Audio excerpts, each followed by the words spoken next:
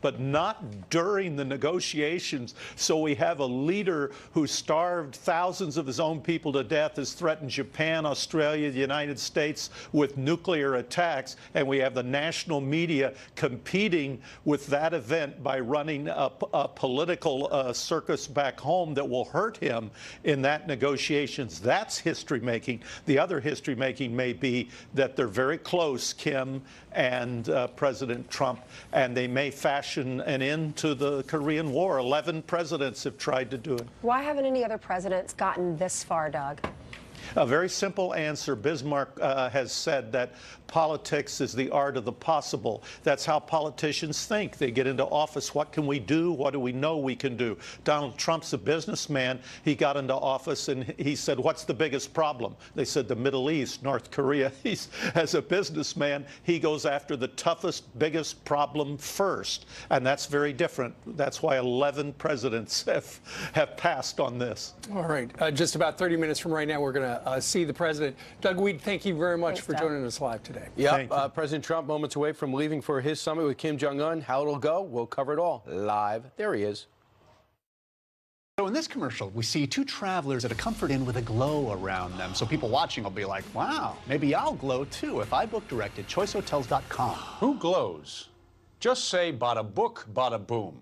Book now at choicehotels.com.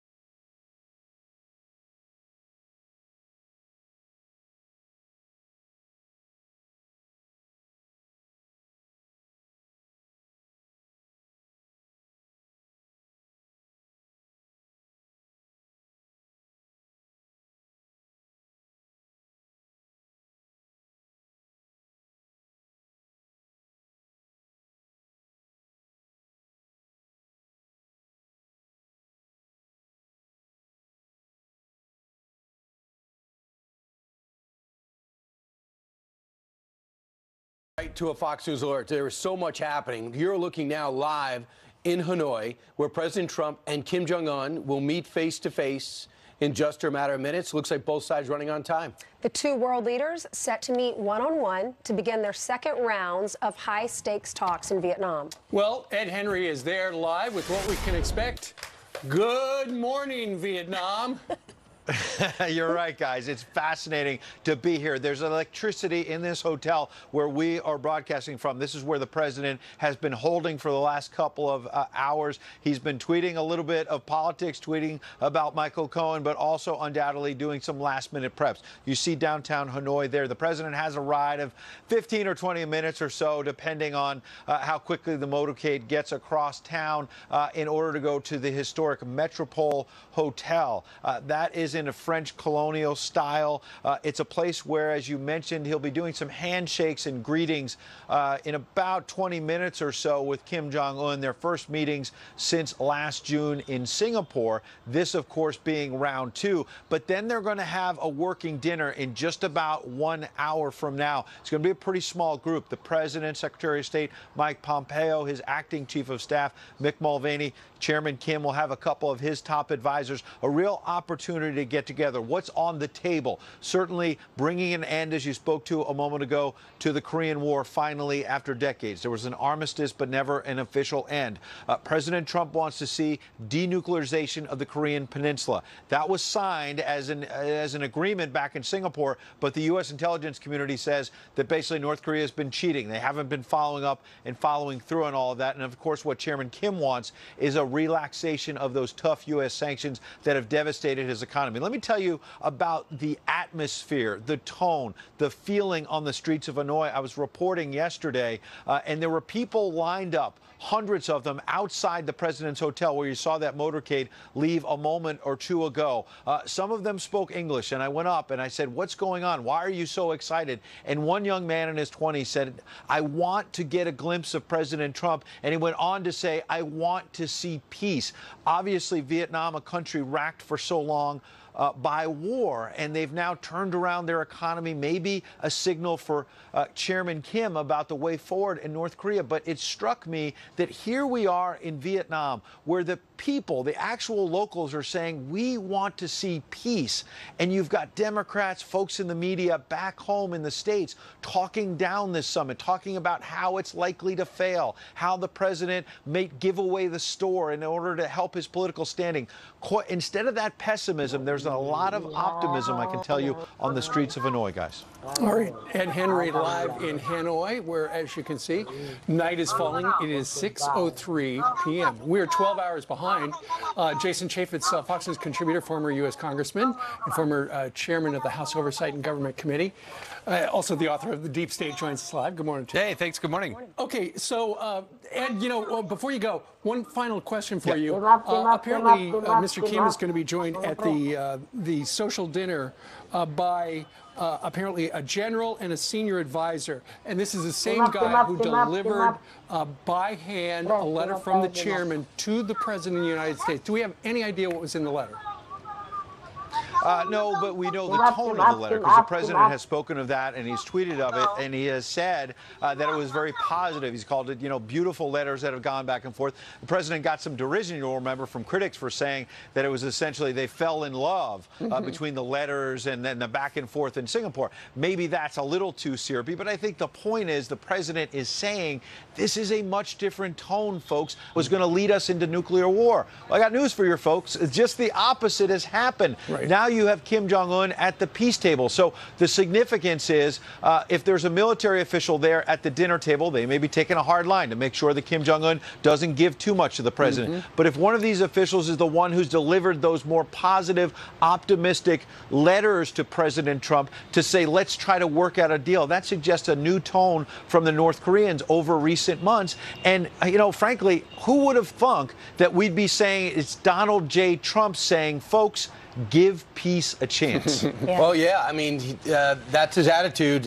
He was handed a live grenade from President Obama, and it's his job to put the pin back in. Ed, stick around, because as the motorcade moves, we want you to give us a sense of what's happening on the ground. former chairman of Oversight Committee, Jason Chaffetz, with us on the couch. So, Congressman, your thoughts right now as we head into this? So many times this stuff is scripted ahead of time. I get the sense nothing's scripted ahead of time. That's what I love. I'm proud of our president for being there and making this happen. I remember that when Barack Obama, when he's leaving office, the story telling Donald Trump, this is the most serious, difficult equation and problem that we have in the country for the United States, and the president's making some real progress here. What's the big headline here? That the president could actually get North Korea to denuclearize? They're actually making progress. I don't think anybody expects after meeting number 2 that everything is solved, but we're moving towards peace. We've got to make sure that that nuclear issue is dealt with. We haven't seen any testing. The world is a safer place since Donald Trump has become the president of the United States, and that headline continues to move forward. And I think if you feel that energy that Ed Henry's talking about on the ground, that's really important to the emotions that go into the two world leaders coming together. Well, there's a different kind of energy in Washington, D.C. that is happening exactly while the president is in Vietnam, talking about this second summit, and that is Michael Cohen, his former attorney, is going to show up. Today will be on camera. Today is one of the big days for the summit, and the big day that he's going to actually be seen being questioned by House Oversight. Used to do that. Why do you think the Democrats specifically targeted this week? I'm terribly disappointed that of all the days on the calendar, they could have picked any day. They got to pick this exact day. Donald Trump introduced this meeting with Kim Jong-un and put it on the calendar. Then the Democrats came forward and said, we're going to hear from Michael Cohen. You have other networks that are out there doing a countdown to the meeting with Cohen. Not to North Korea. Not to North Korea. A meeting with Cohen.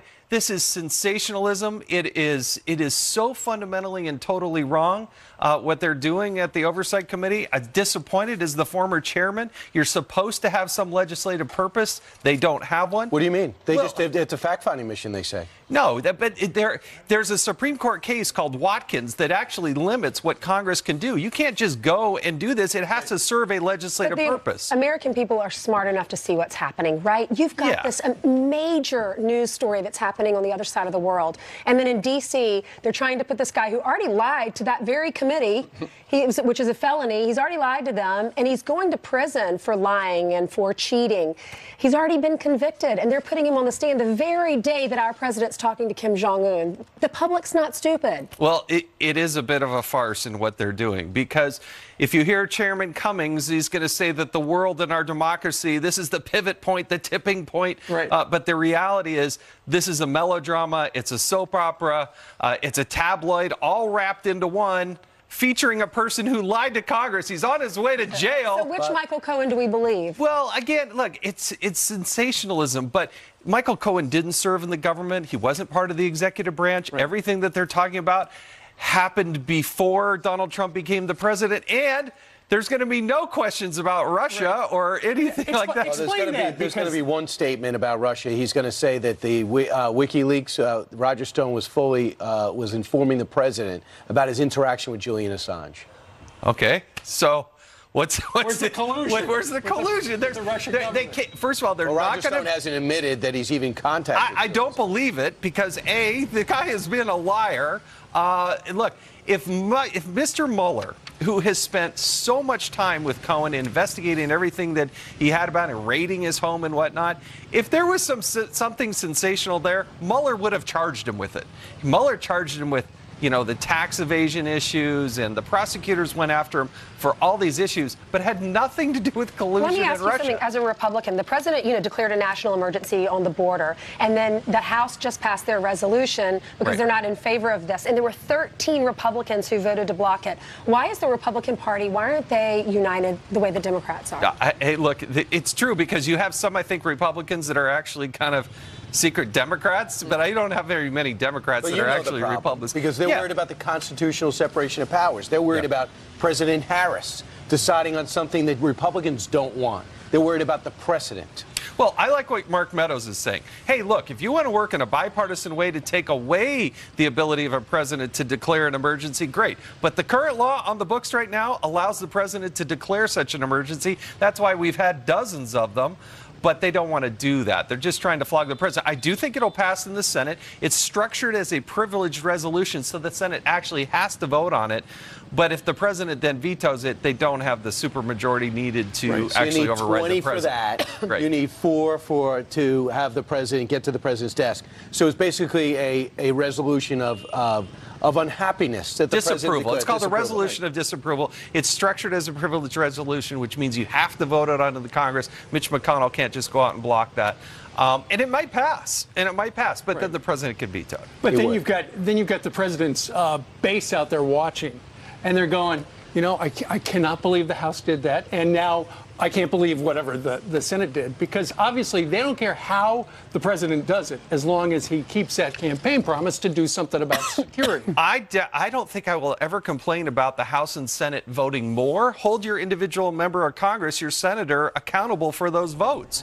And, you know, at election time, there's a political solution to this. If you like what they're doing, vote them in. If they don't like it, then kick them out. And, Jason, the other thing is some of them are in purple states. Yeah. And there are people legitimately split, like Tillich in North Carolina, right. legitimately split on what would be the constitutional thing to do, the right thing to do for them. So a lot of them take these votes. Like, for example, Senator Manchin always does in West Virginia. He'll take a vote with the Republicans because he's in a conservative state. Hey, this is what Congress gets paid to do. Members of Congress are supposed to take tough and difficult votes.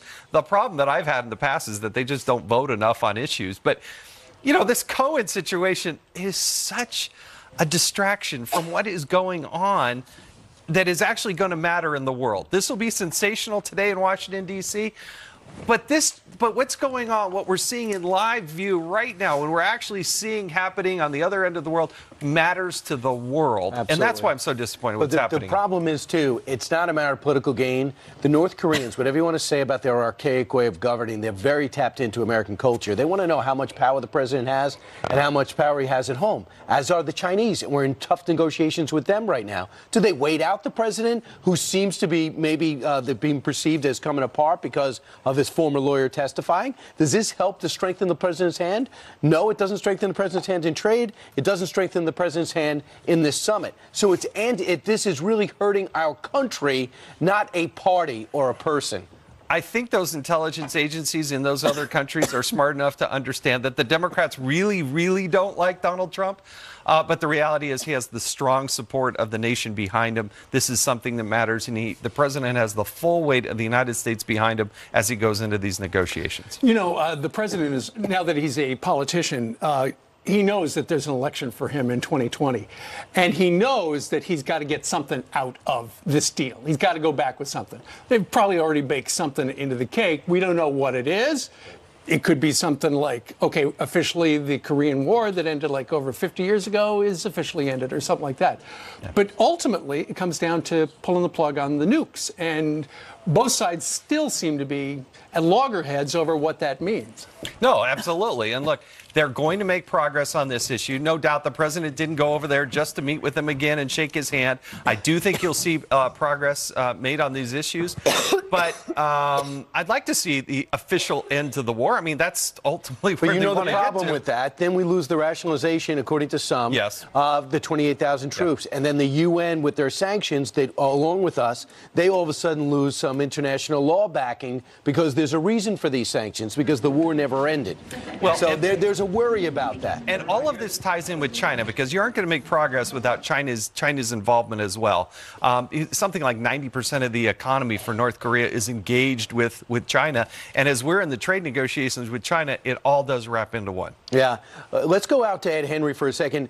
Ed, I don't know if you're still out there, but just looking at the stage is taking place, the room is getting ready, the people are standing in, make sure the lighting's correct. But as these two take the stage, is your sense that something's already been agreed upon, or are they still going to stare each other down and come up with something? It still seems like they've got a long way to go to get some kind of an agreement, Brian. And I can tell you, you just saw some of the sort of White House advanced staffers who were standing in front of the American and North Korean flags. How this is going to play out once the motorcade from President Trump arrives there at the Metropole Hotel in the next couple of minutes is that there's going to be a staged handshake between the two leaders. It's only going to last a minute or two. The flash bulbs, we're not expecting remarks. But look, in Singapore, all kinds of things kept changing on the fly where they might speak briefly. So we shall see. And then they will actually go and sit down for some sort of a one-on-one conversation that'll last, sort of in the 15 to 30-minute range. And we'll be able to go in there for another quick, as they say, quick photo of President Trump, Chairman Kim one-on-one. The first one being standing up in front of the flags. The second one being more of a meeting with their translators. And then, of course, there will eventually be the dinner that we're going to get some kind of a picture of. And the question is, to Brian's point, is there something that's pre-cooked that they can at least agree to at dinner and get the ball rolling and then come out after dinner and give us some of the details? You can see right in front of that camera, of course, is going to be the President of the United States in that motorcade. There it is. All right, there it is. Known as the Beast, of course. Yeah, the President of the United States going to meet Kim Jong-un. Now, you mentioned this one-on-one conversation. It's only going to be 20 minutes. So is this more of, we heard yesterday, this is probably a 12-step process, and this might be number 2 along that journey. Is this just more of a social, hey, let's be friends, let's try to negotiate? Is 20 minutes enough time to do that? No, you make a good point, Ainsley, of course, which is that 20 minutes is not going to solve a conflict that has, caused so much trouble around the world for decades now, trying to denuclearize the Korean Peninsula, trying to finally bring an end to the Korean War. But I think 20 minutes, their officials, when to Brian's point about pre-cooking things, officials on both sides have been talking for some time now. Secretary of State Pompeo between New York and Pyongyang has had extensive meetings before all of this. So you're right, you don't solve everything in 20 minutes. They've done some of the groundwork beforehand. After that 20-minute or so meeting that you spoke about, Ainsley, we're expecting some sort of a roundtable meeting with the president and Chairman Kim that, of course, could then include more people, like, say, John Bolton, national security officials on both sides, and then that working dinner where, again, the working dinner is expected to go about 90 minutes.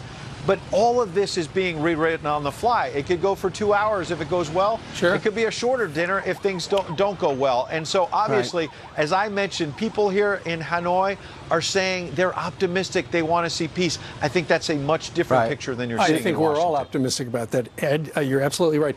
Jason Chaffetz, we don't know whether or not they've already worked something out. You would think that the president would be out of his mind to fly halfway around the world to potentially go home with nothing because he's a realistic guy and he needs to get reelected.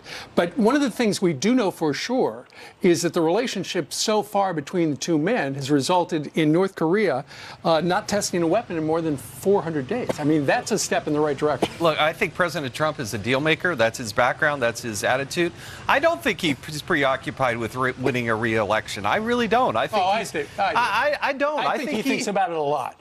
I think he actually wants to solve this problem and go down in history as the president that actually created peace in that part of the world and for the globe. I really do think that is the number one thing on his mind, and I think he has the ability on the fly with Mike Pompeo and Mick Mulvaney and the others to actually create a deal right there on the spot. They say denuclearization, Ed, is too simplistic. They say you really break it up into 3 categories: bomb fuel, weaponization, and delivery systems. And there is some sense that the bomb inventory has not expanded since talks began in 2017, and they also have not expanded their site since 2017. Although there is some signs of them continue to work, we know they haven't been testing, and we know there's been some decrease. That has not been widely reported, but of all places, the Washington Post wrote that on Friday. Yeah, and think about what Daniel Hoffman was telling you earlier, which is that one of several nuclear facilities is the Yongbyon plant and nuclear facilities, and that's several square miles and has over 300 buildings, I believe. And if you talk to Daniel Hoffman and other former intelligence officials, they say in terms of verifying that even that one facility is shut down could take years, not months. 4 miles. So that's something that could outlive the Trump administration, regardless of what happens here.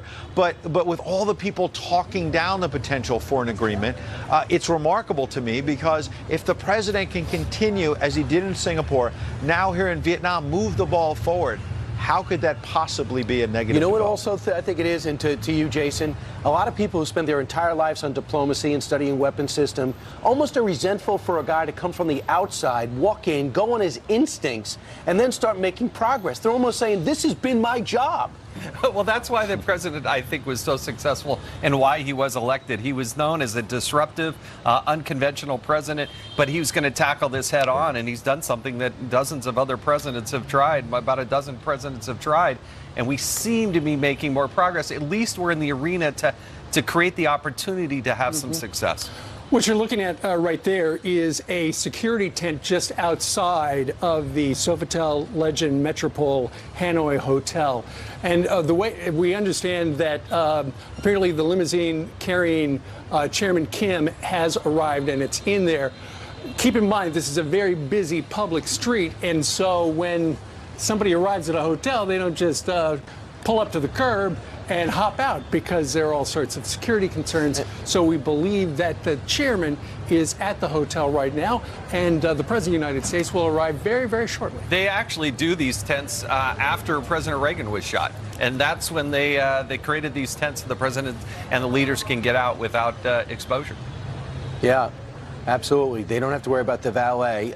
They have already made the decision. They'll park right in front and get out when they want to. They are the big game in town. Think about how far we have come. I mean, this was a president that was calling Kim Jong-un Little Rocket Man, and now he's calling him his friend on Twitter, and they're sitting down for the second time since he's been elected. We're going to pause for a second to let our Fox affiliates join us.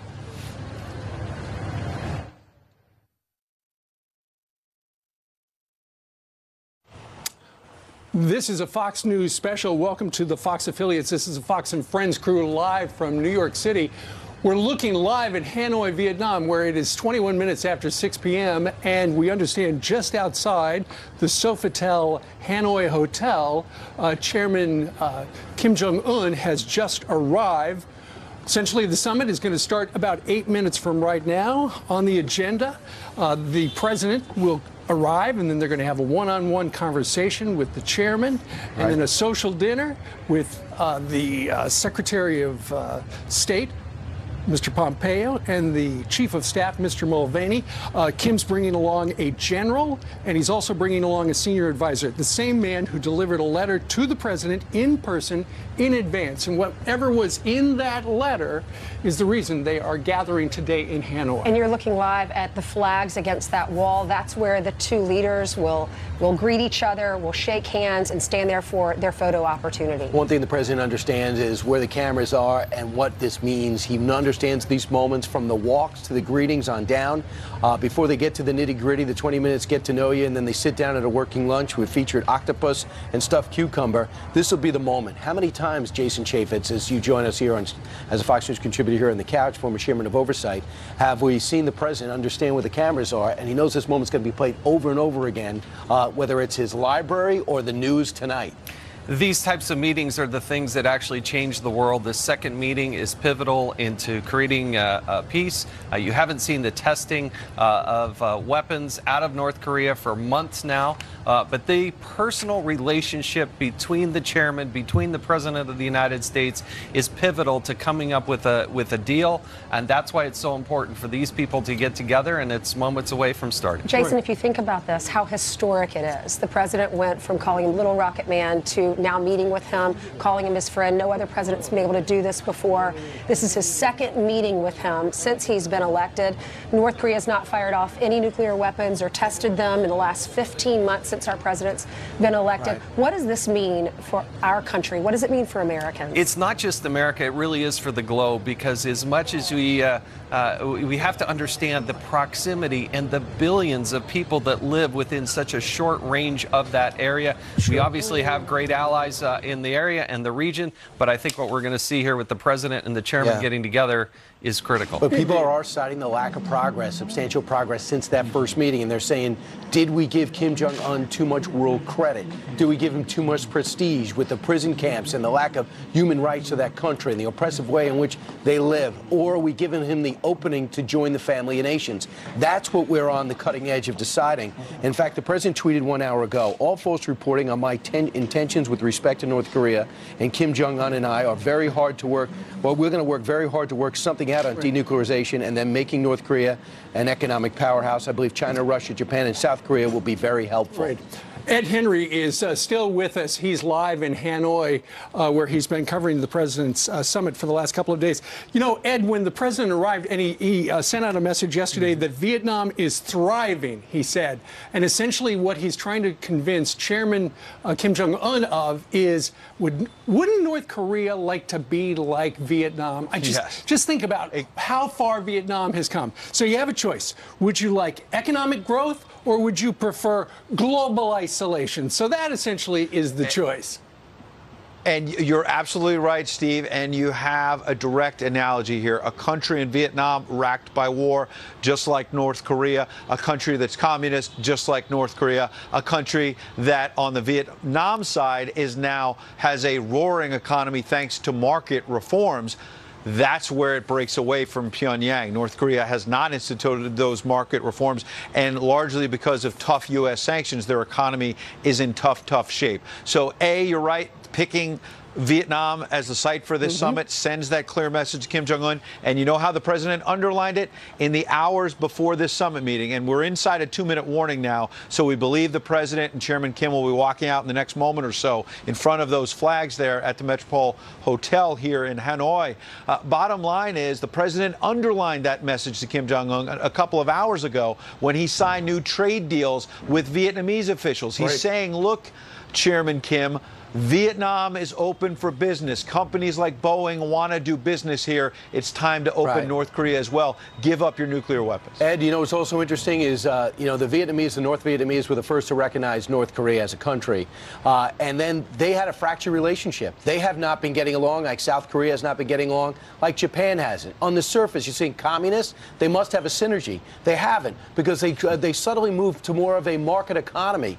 And guess what? Kim Jong-un has been known to walk through the town and even on a small level start to build small private markets and back them up, because he knows somehow he's got to stand his economy up while making sure he is not overthrown. So they're all in a difficult spot. It's wrong to look at it only from our perspective. Brian, you make such great points. You've got Kim Jong-un, who's probably sleeping most nights with one eye open, worried about his, soft grip on power. He's had to kill a brother. He's had to kill political rivals. Yeah. Right. I'm saying he's had to, in his mind, in order to keep power. Yes, he chose to do those awful things. He's burned political opponents alive, or just awful deaths that he's ordered his henchmen to go forward with. He also, by the way, took a train ride that took a few days to get here in Vietnam from North Korea, in part because the jet he has is Soviet-era technology from the 70s or 80s, as inexperienced pilots. It's not clear how far they can fly safely. This is the guy who runs a country. He has this kind of infrastructure in shambles. So President Trump, as you've been saying, as a businessman, is saying, hey, wake up. There's a better way for you and your country. Well, Jason, he is walking a fine line, Kim Jong-un, because he has to please his people and stay in power. At the same time, he wants to be well respected globally and wants these sanctions lifted. The president has been able to convince him to send hostages home, not fire any missiles or test them over Japan or to the U.S. Remains of the heroes have been returned. So we have come a long way. What does the president need to do to convince him to allow us to inspect and to make sure that they are not building or firing off any nuclear weapons? Well, this is the pivot point for the North Koreans and the chairman, because their decision is to enter the 21st century, to actually make progress and be in the world of nations, or to be the isolationists that they are, that are oppression. Hold on just a second. Let's listen.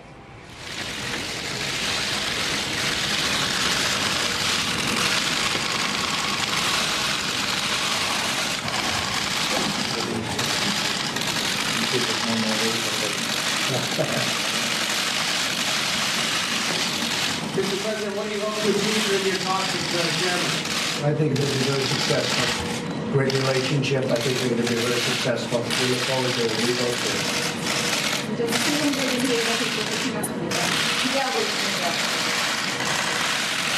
Have you walked back at all on the denuclearization in North Korea? No. Thank you all very much. Thank you. Mr. President, are you going to declare an end to the Korean War, sir? We'll see. We'll be soon. Thank you. Thank you all very much. You're coming back.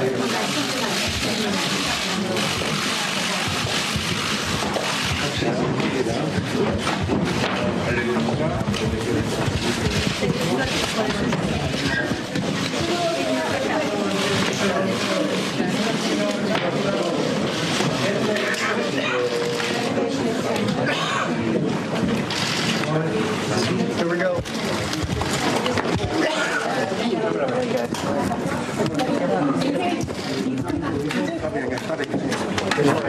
Seemed to be a little confusion on the exit strategy there, but then the interpreters hot back up after the president took a few errant questions. No confusion. And then, they just kicked the camera guy out.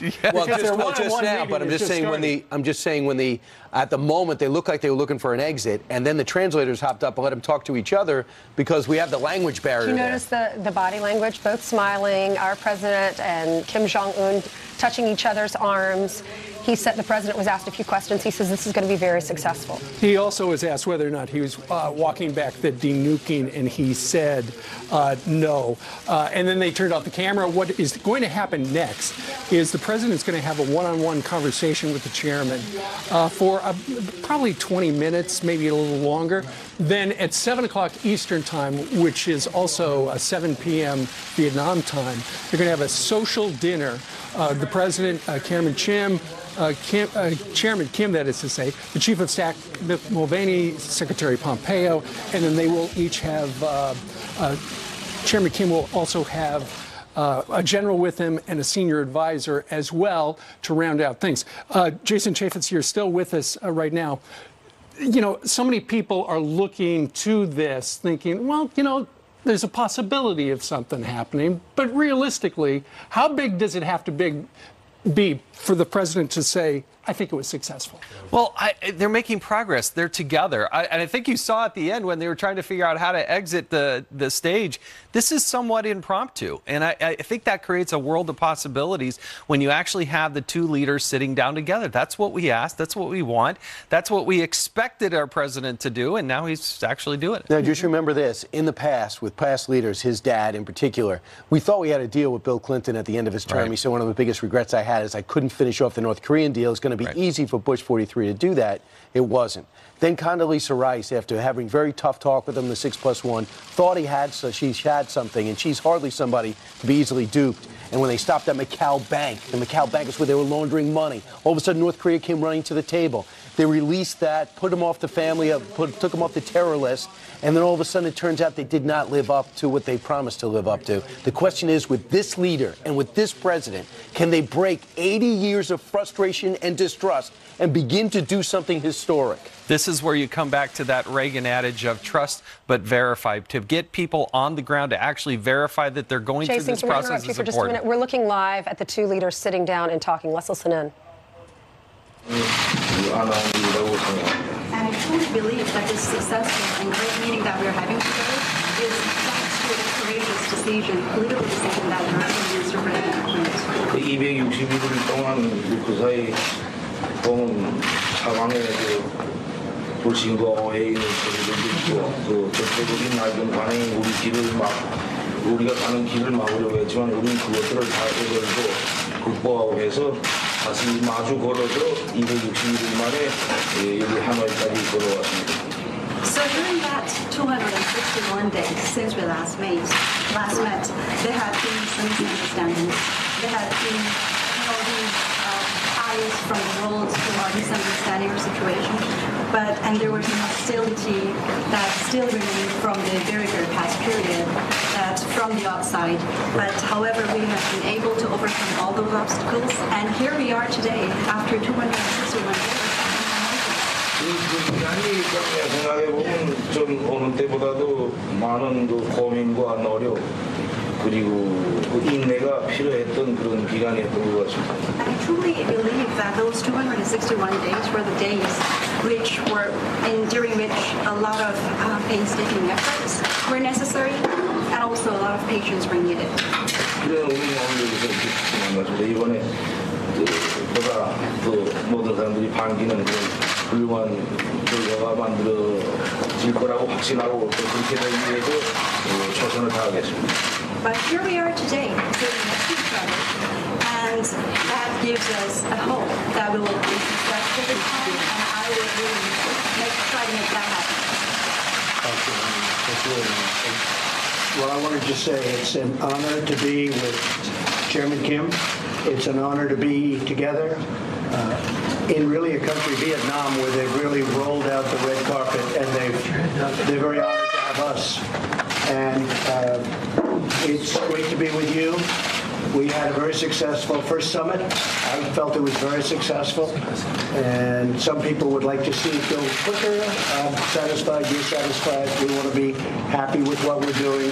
But I thought the first summit was a great success, and I think this one hopefully will be equal or greater than the first. And we made a lot of progress, and I think the biggest progress was our relationship is really a good one.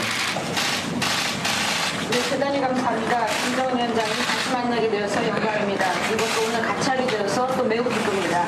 우리가 베트남에서 만났습니다. 베트남이 아주 우리를 굉장히 환영을 하고 레드카펫을 깐 것처럼 그렇게 환영하고 있습니다. 우리 것처럼 좋습니다. 어떤 사람들은 우리의 어떤 진전이 더 빨리 갔으면 하고 그렇게 원하는 사람도 있지만 내가 보기에는 우리가 상당히 잘하고 있고 또 첫 번째 그 정상회담이 굉장히 성공적이었습니다. 이번 회담도 첫 번째 거와 가족이었습니다. 잘하고 있습니다. 그리고 우리는 아마 이번에 더 많은 진전을 이룰 것 같습니다. And as I've said many times, and I say it to the press, I say it to anybody that wants to listen, I think that your country has tremendous economic potential, unbelievable, unlimited. And I think that you will have a tremendous future with your country, a great leader. And I look forward to watching it happen and helping it to happen. And we will help it to happen. 우리 그 여러 번 제가 얘기했고 또 언론들한테도 우리 그 경제적인 전략을 가지고 있다라고 그렇게 생각합니다. 그리고 앞으로 큰 성공을 이룰 거로 생각합니다. 위대한 지도자 밑에서 아주 잘할 거로 생각합니다. 그리고 앞으로 그러한 성과는 계속 보게 되기를 기대하고 있습니다.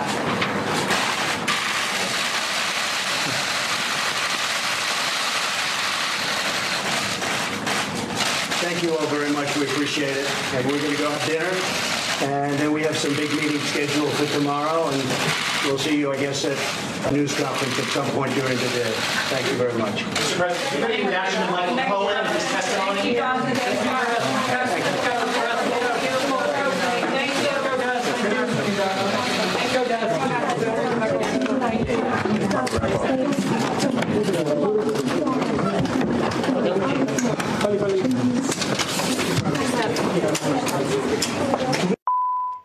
All right, you see the bars there because the president said, basically, we're finished with this one-on-one. Well, the blog. Exactly. Now we're going to go sit down and have dinner. And he did remind us they are meeting tomorrow. So even though that one-on-one was short and this dinner is supposed to be a social dinner, this is just step one of this longer summit. Sure. We apologize that it was so hard to hear what they were saying because you've had all the shutters, the world press and the motor drives, and then you've got the simultaneous translation. But nonetheless, Jason Chaffetz, former chairman of the House Oversight Committee, still with us. Jason, the president said it's an honor to be together. Vietnam has really rolled out the red carpet. The very first summit, he hopes that this one will be as good or greater than. And he said real progress has been made with our relationship. Yeah, so that's curious. Yeah, no, he did emphasize the relationship because ultimately, if these two men are going to come to some sort of agreement, it's going to have to, in part, be based upon trust. And I think Kim Jong-un, the chairman, is worried about his long-term longevity because we've shown the military might of the United States, the troops that are there in South Korea. That has been the posture of the United States, and I believe in peace through strength. But ultimately, this relationship between these two men has got to be forged it is the strength, and it's what Donald Trump led with in reminding the chairman of the strength of his relationship. History's been made throughout this show. We'll continue to break in, but meanwhile, it's time for our affiliates to go back to their regular programming. Thanks so much for joining us. But when news becomes international like this, we'll come back, we promise. All right, welcome back. The Summit 2.0, Jason Chaffetz, has officially started. Yes. Now, the private time that the president's going to get with the chairman, I think, is going to be pivotal. But when you bring in Mike Pompeo, Mick Mulvaney, and then the chairman, Kim, also gets to bring in his leaders, that's also important. But I think there has been, some negotiation that's happened in the beginning. They have somewhat of an outline to start with. Did you notice that when he said your country has tremendous economic potential? We look forward to watching that happen. We plan to help you. That was just the beginning stages of him saying, we are here for you. Let's continue to have a good relationship. But we see you could have potential. I'm going to help you get there. We've had sanctions in place that do have an economic effect. China does play a role. We cannot, dismiss or ignore the idea that if China also gets on board with this, they are a pivotal partner, although they're not sitting there. That Chairman Kim is not going to make much of a move without backing of China as well. Well, we got a couple of things going on. There's going to be a Mar-a-Lago summit in a couple of weeks where they expect to have a big trade agreement between our two nations. Yeah. So we also know the trade negotiations been in Washington. So this has come up before. We always watch Kim also go to visit China before a big visit with us, as if to hear up close and personal. But we hear these things about chief negotiators, Steve Bejan and Kim Hoi Choi. They have created working groups. These guys are doing the hard work together. Right. And a lot of people said they were not happy with the results of these of the pre-negotiations up to the summit.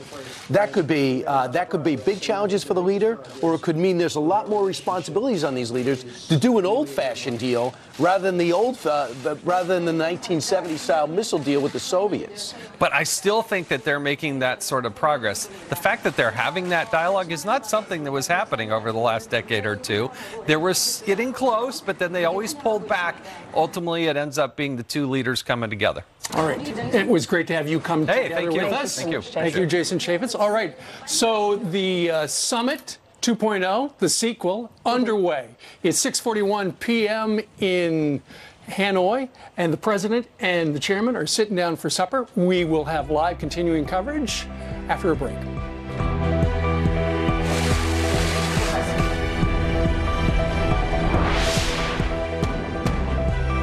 The rules of luxury.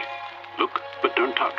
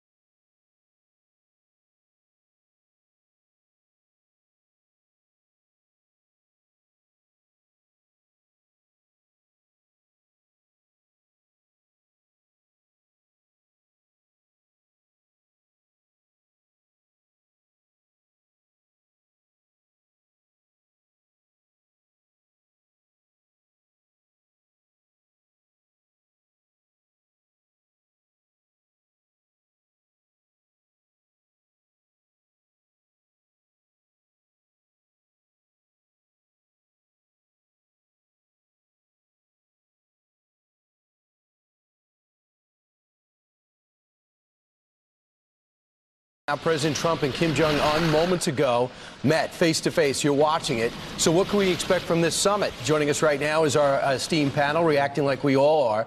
Former intel officer and Iraq war vet Don Bramer's here. Former spokesperson for the U.S. mission to the UN, Hagar Chamali is here, along with former CIA analyst and National Security Council Chief of Staff Fred Feitz. We've been wearing you out, Fred. And former State Department official Dave Tafuri.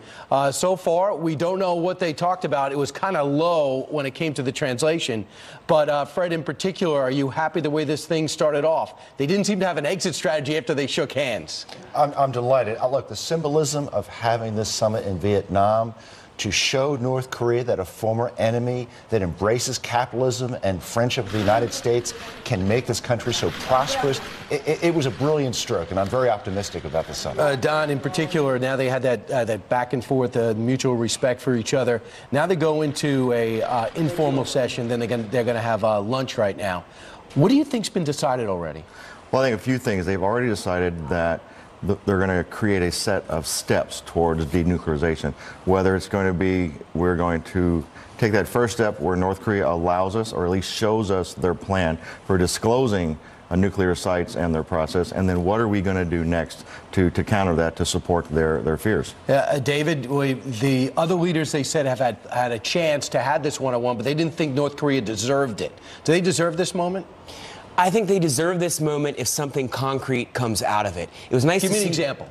Well, if they give up the nuclear enrichment facility at Yongbyon, if they allow inspectors to verify that it's being given up, that would be a huge concrete step. That would be worthwhile. It doesn't have to be full denuclearization, but there has to be a timeline and concrete steps that North Korea follows. Hagar, they're talking about liaison offices between the two. They're talking about getting them back in a non-proliferation agreement that Kim Jong-il had left in 2003. They talked about beginning to dismantle that four-mile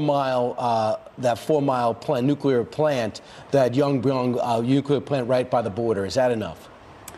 I mean, I don't think they should put the cart before the horse here. I mean, I think it's a positive step that they've had this summit. I thought that it was positive back last June when they did this.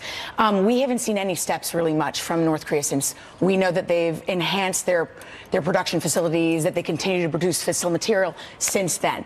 I agree with David. I think that if you have what the administration has said, meaning they agree on what denuclearization means, they have a roadmap for that, and the North Koreans freeze current capabilities, I think that's successful. I think it'll take it a step further, and I think it would be great if you get dismantling of Yongbyon, you destroy the tunnels that store missiles, and you destroy missile testing sites. Right. Do we know what they have, and are we looking for their honesty by them confirming what we know?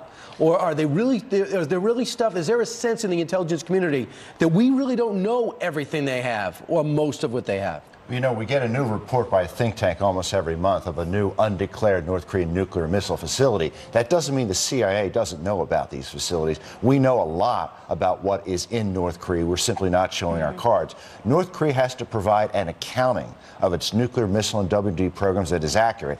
We know the first draft of this is going to be inaccurate, and the administration is going to work with the North Koreans to try to get an accurate declaration. It's unbelievable. It sounds like I'm making this up, but earlier today, Pakistan shot down 2 Indian planes over Kashmir. David, this has been a tinderbox for decades, but I'm going to look for a swift India response. Are you?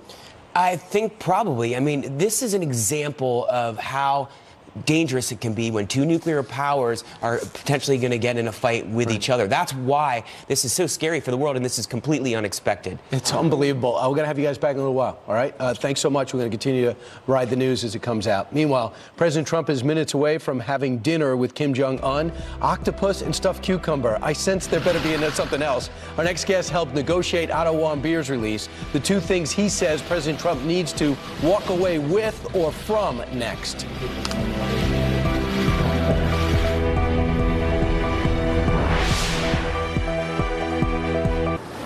With 25 million bookable rooms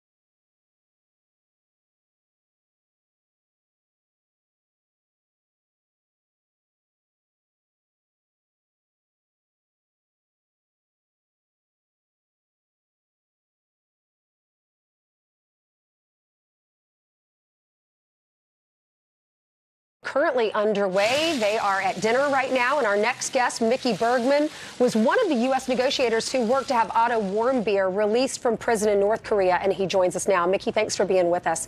What do you recommend? What did you do, first of all? Because you're very unique. You're one of the few that's negotiated with North Korea. How did you do that? How did you get Otto Warmbier home?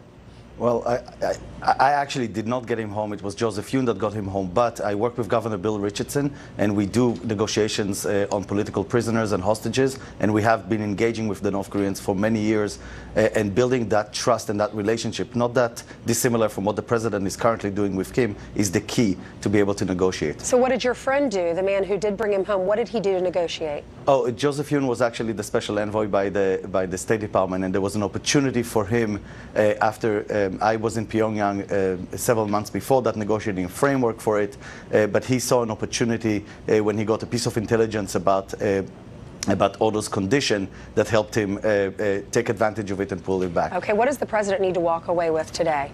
I think two things. One, it's very important that he has a framework for negotiating process. And number two, he needs to have a pathway to bring back the remains of American servicemen. On the framework for negotiations, what I'm talking about is timelines, it's terms of reference, it's the mechanism of how negotiations will work.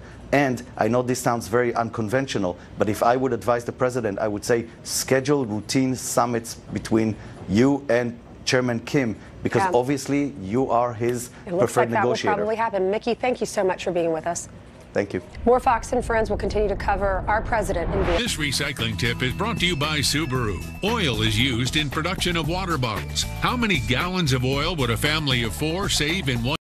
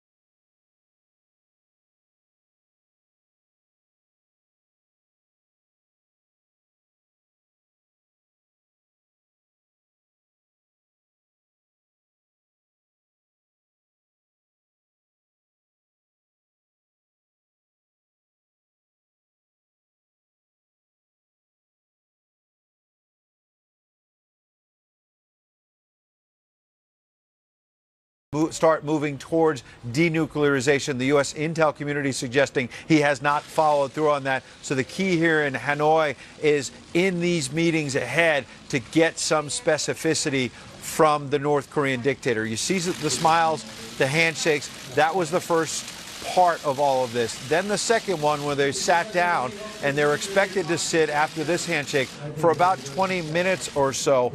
It's interesting that as I saw the body language, Kim Jong-un, as he listened to his own translator explain what President Trump was saying, looked in that shot there.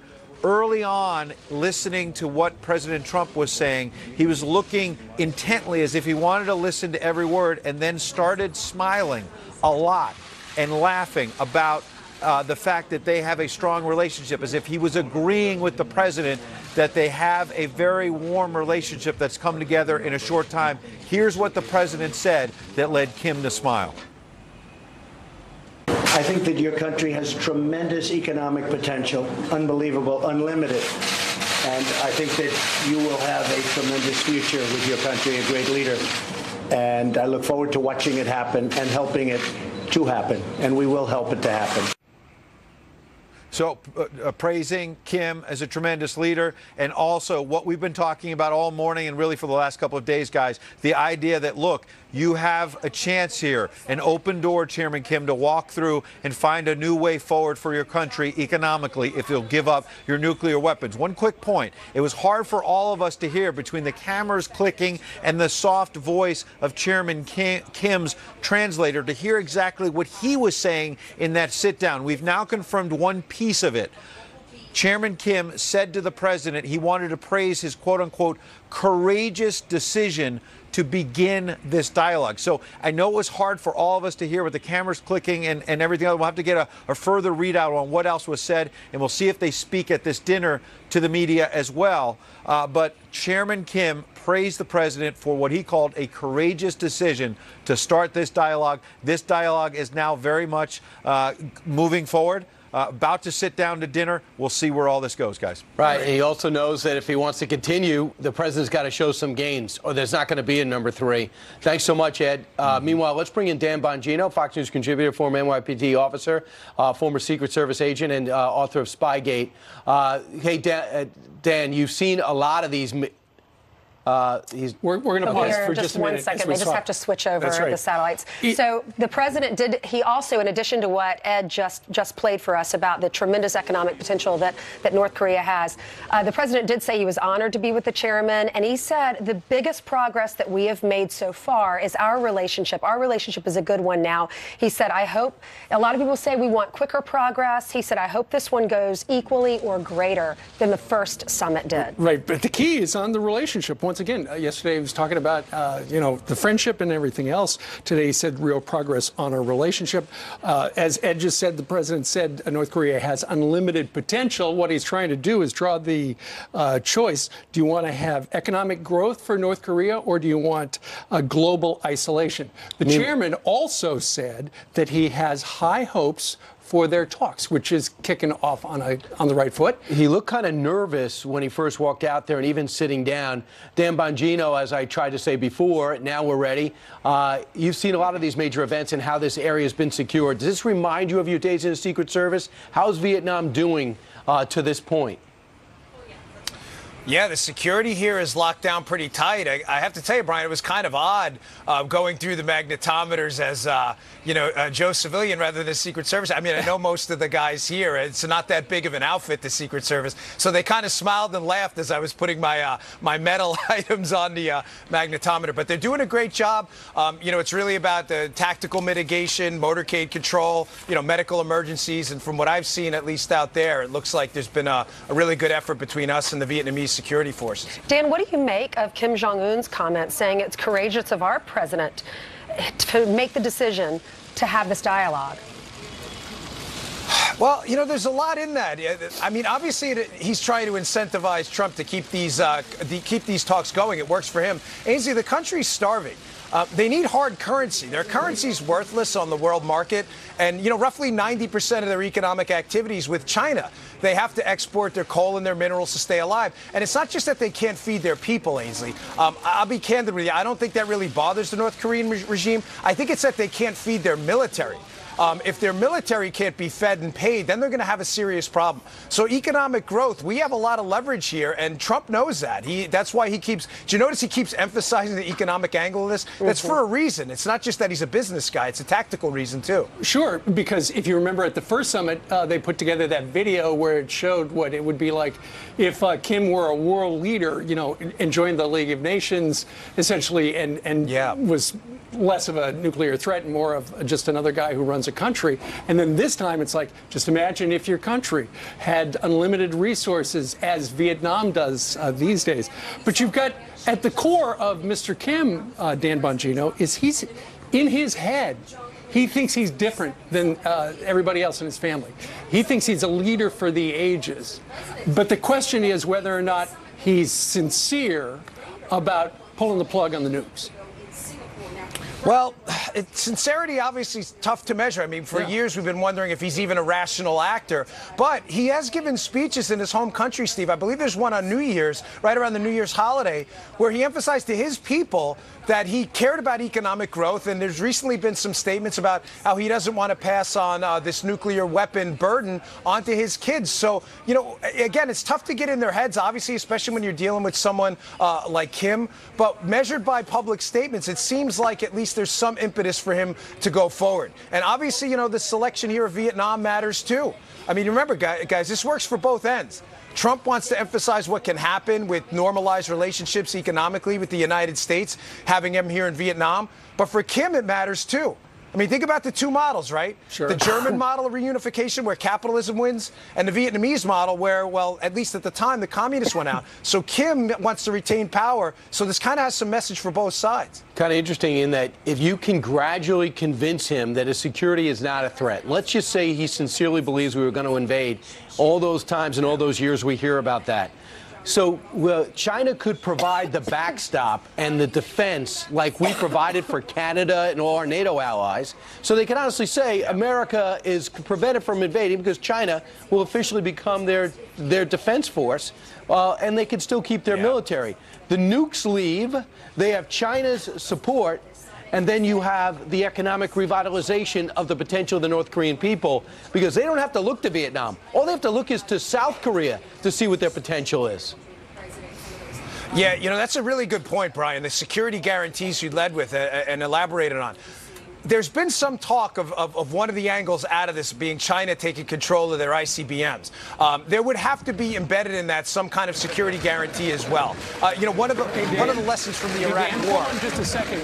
One of the lessons from the Iraq War is don't go to war with the United States without nuclear weapons. Right now we're inside the Sofitel Metropole, the dining room, and this is now dinner. Is about to prepare. Let's listen. I hope they're one of the great photographers of the world. One of they make us look very good. I'll work on that. One of the great photographers. 이제 우리가 예전에 한 10분만 한 20분만 했는데 우리 30분이라는 시간 동안에 아주 또 흥미로운 이야기를 많이 했습니다. You know, we had exchanged very interesting dialogue about 30 minutes. Boy, if you could have heard that dialogue, what you would pay for that dialogue, it was good. So we're going to have a very busy day tomorrow, and we'll probably have a pretty quick dinner. And a lot of things are going to be solved, I hope, and I think it'll lead to really a wonderful situation long term. And our relationship is a very special relationship. 오늘 그 만찬한 다음에 또 내일 하루 종일 또 아주 진지하게 회담할 예정입니다. 우리는 굉장히 좋은 관계를 가지고 있고 아마 성공적인 회담으로 생각이 됩니다.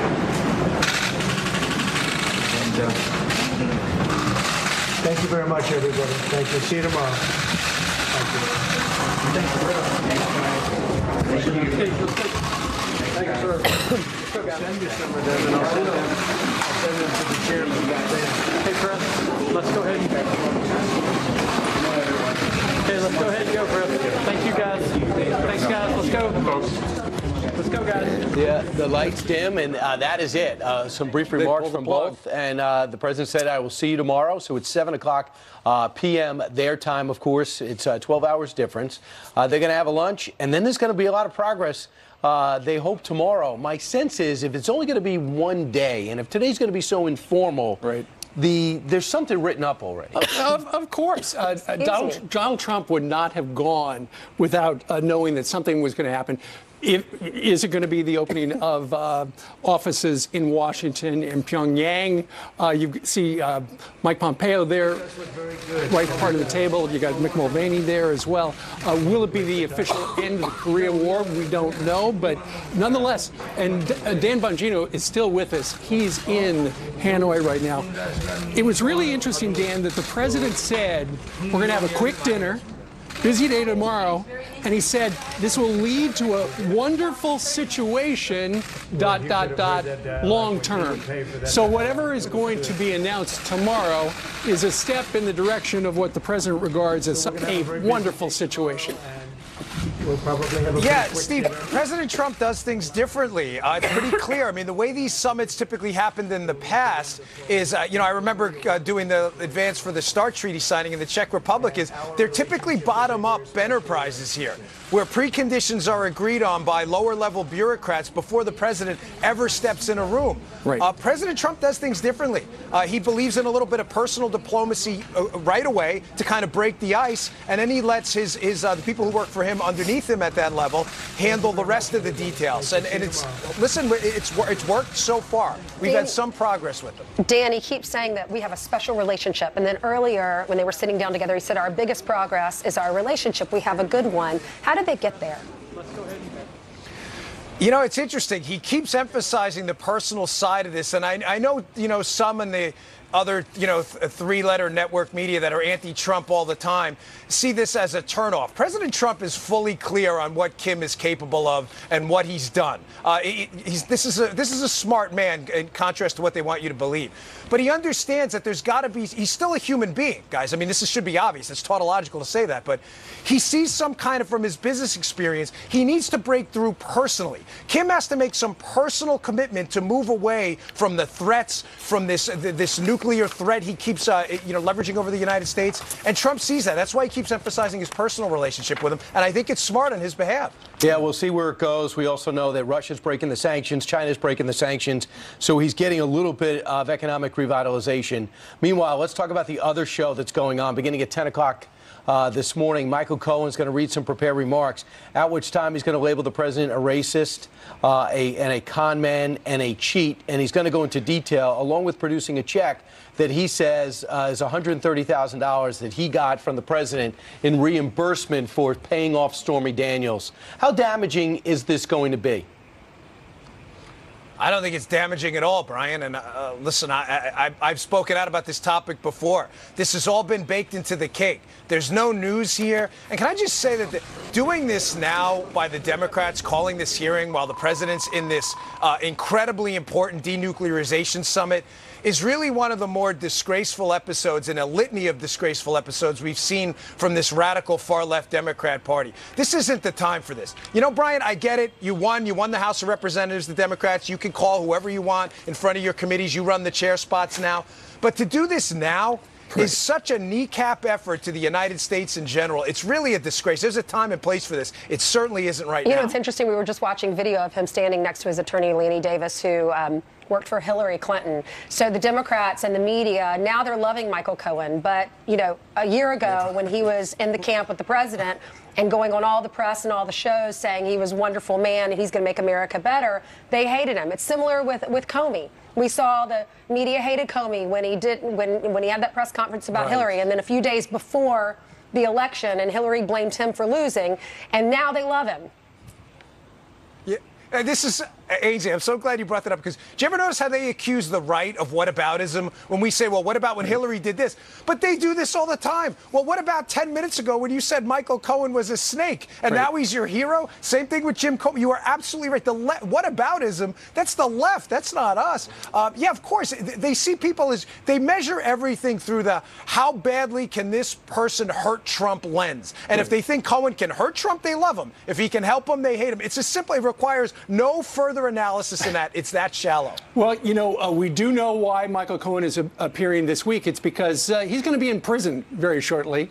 And yesterday he started his testimony by apologizing to the senators. Listen, I know I'm here to give truthful testimony, and I feel really bad about lying to you the last time. Apparently, one other nugget he's going to say is he has no direct evidence of the president colluding with Russia, but he has some suspicions.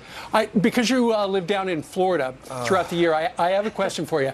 Congressman Matt Gaetz put something out. He had a tweet yesterday suggesting, well, I wonder if Michael Cohen has talked about his girlfriends. Does his wife know about stuff? Kind of a very tabloidy kind of tweet. What did you make of that? And then he apologized and took it down. Yeah. Well, there's a rumor about some apartment complex that was used by Cohen to, let's say, keep some people in he probably shouldn't have been dealing with, I guess is the best way. That's what's out there. That's what's circulating around Twitter. We'll see if there's anything to that. I believe that's what he was alluding to. You know, but I think it's awfully convenient, again, that the Democrats throw him in public testimony when they want to talk about personal things that'll damage Trump. Right. But the private, behind closed doors testimonies on the Russia stuff, where Cohen has absolutely no evidence and could debunk this entire thing by saying he wasn't in Prague, which is the key to the entire dossier. But they won't put that in public. Ray, I believe he has said that he wasn't. But one thing I would say, he adds this. In 2016, days before the Democratic convention, he was in Mr. Trump's office when the secretary announced Roger Stone was on the phone. Trump put Mr. Stone on speakerphone. Stone told Trump they had just gotten off the phone with Julian Assange, and that Assange told Stone within a couple of days there'd be a massive dump of emails that would damage Hillary Clinton's campaign. I listened to your podcast. We talk to you all the time about this. What changes after that? Nothing. I mean, there's nothing there. There's no there. Remember, at the times, even in Stone's own allegations, in Mueller's allegations against Stone, Brian, he's crystal clear that Stone had a tough time getting through to anybody in the White House about anything and that they wouldn't return his calls. The fact that he called the president and told him that he was working on something with Julian Assange or something, or even had some conversation with Assange, you don't even know that's true.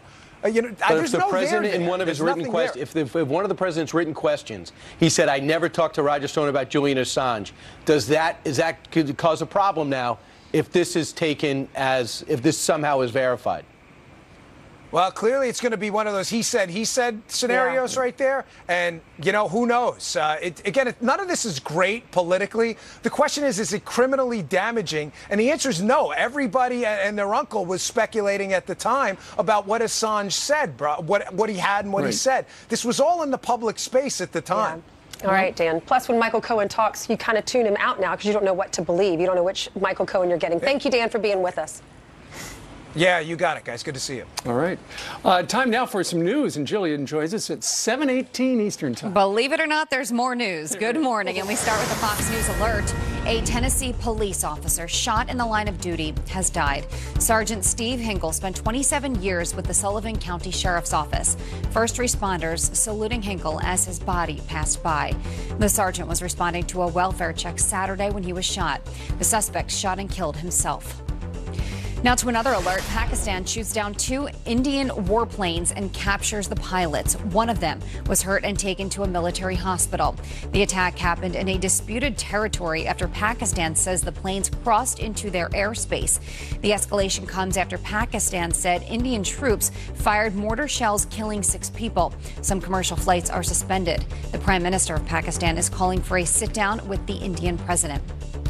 Today, the House will vote on the most high-profile gun legislation in years. Democrats are pushing 2 bills, one to require background checks for private transitions. The other extends the time a gun dealer must wait to hear back from a background check before making a sale. The House is expected to pass the bills. They likely won't be considered by the Senate. Today, the Supreme Court will consider if a giant cross statue is religious or not. The 40-foot World War I memorial has stood for nearly 100 years in Maryland. Critics say the cross is religious and shouldn't be on public land. But President of First Liberty Institute, Kelly Shackelford, says it deserves to be protected. If they start tearing down veterans memorials and monuments because there's religious imagery attached to it, this is just the beginning of a religious cleansing that I don't think anybody in this country can imagine. A decision on the cross is expected by the summer. Send it back to you. All right. Thank you very much. Yep. Thanks. All right. Coming up, this American is back with his family after being held captive overseas for more than a year. His son joins us live to thank President Trump for bringing him home, and he is next. Plus, House Democrats just voted to block the president's emergency declaration at the border. That's in the House. Congressman Tim Ryan is one of those who voted yes. Is there something he would support? We'll ask him live about the border and more, and maybe running for president when we come back.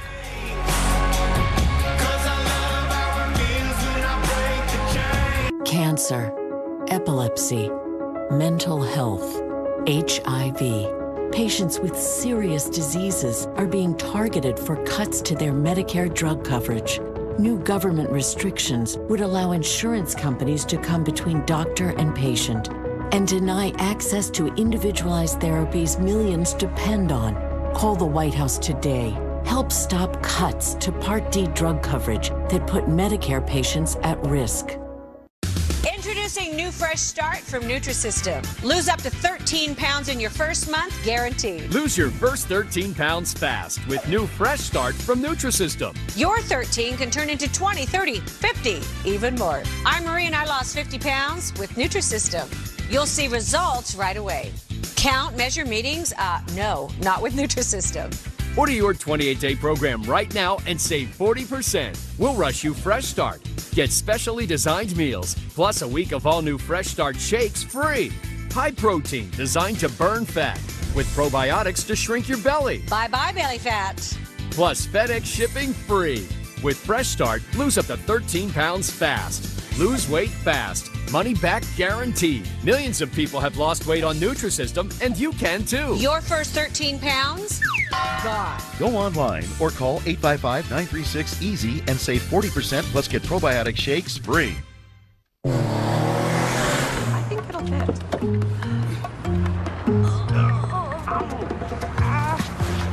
Want a performance car that actually fits your life? Introducing the new 2019 Ford Edge ST. Capability meets power in the first SUV from the Ford Performance team. The new 2019 Ford Edge ST. At Farmers, we've seen almost everything, so we know how to cover almost anything, even rooftop parking.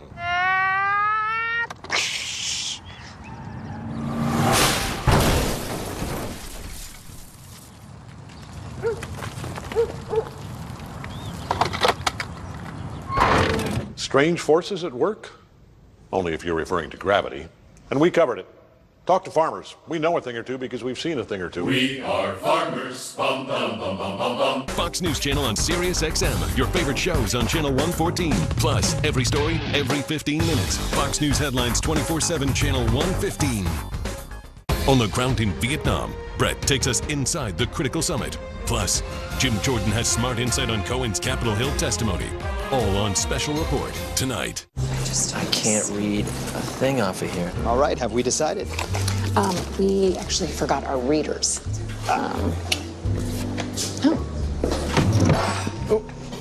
Here you go. As your eyes get older, the adjustments you make can be frustrating. Ask your eye doctor about Dailies Total One multifocal contact lenses. They let you see clearly near and far with a contact lens that feels like nothing. Learn more and get a free 5-day trial at seenearandfar.com. These folks, they don't have time to go to the post office. They have businesses to grow, customers to care for, lives to get home to. They use Stamps.com. Print discounted postage for any letter, any package, anytime, right from your computer. All the amazing services of the post office, only cheaper. Get our special TV offer, a 4-week trial plus postage and a digital scale. Go to Stamps.com/try and never go to the post office again. Time now for your news by the numbers. First, 75. That is how many illegal immigrants the National Guard and Border Patrol just arrested in Arizona. A Black Hawk helicopter helping spot dozens of people wearing camouflage clothing in the desert. Next, 3.5%. That's the proposed tax rate to park your car in certain cities in New Jersey. Lawmakers say that it could help fund mass transit measures. And finally, number one, Fox News Channel was the most watched network on cable this month, averaging 1.5 million viewers every day.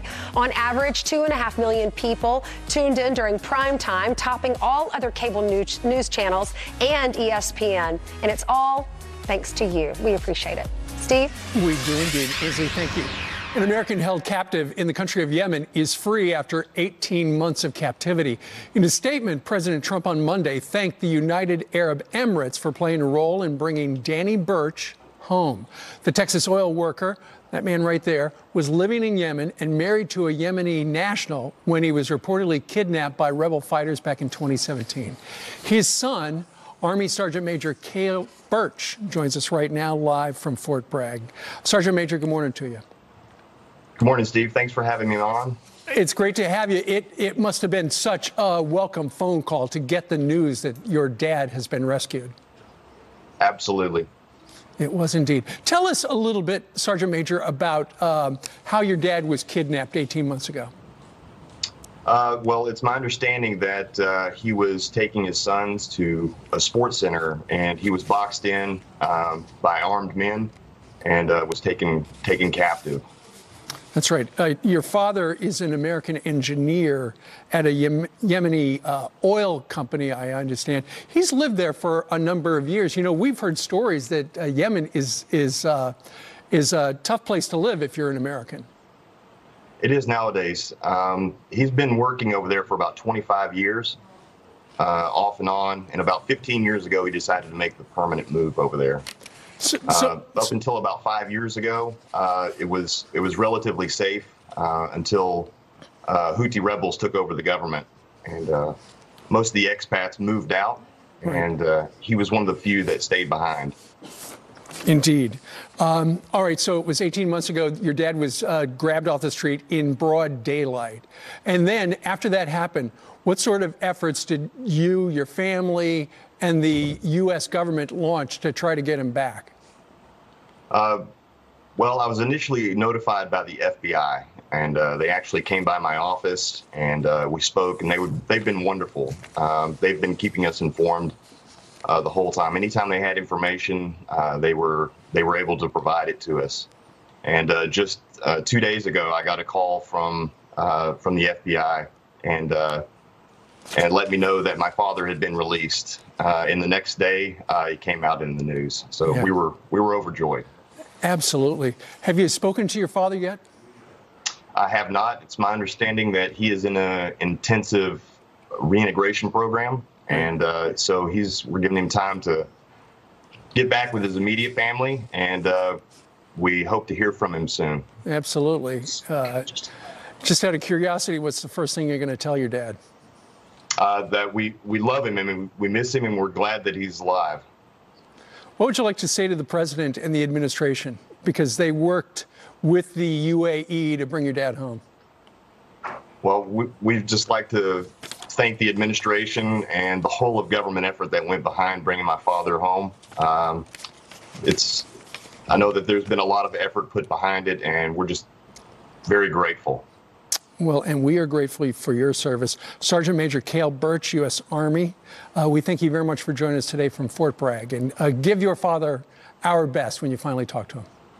Thank you, sir. And thank you for giving me an opportunity to get my father's story out there. Absolutely. Thank you, sir. All right, about 7:30 here in New York City, Senator Kamala Harris doubling down, saying the cost of free stuff like health care, the cost doesn't matter. When people start saying cost, my response is no. It's not about cost. It's about investment. It's about investment. Well, Democratic Congressman from Ohio, Tim Ryan, here to react to that, coming up live. And President Trump having dinner at this moment with Kim Jong-un in Vietnam. We're going to check back in with Ed Henry live on the ground, coming up next. And a lot of things are going to be solved, I hope, and I think it'll lead to really a wonderful situation long term. And our relationship is a very special relationship.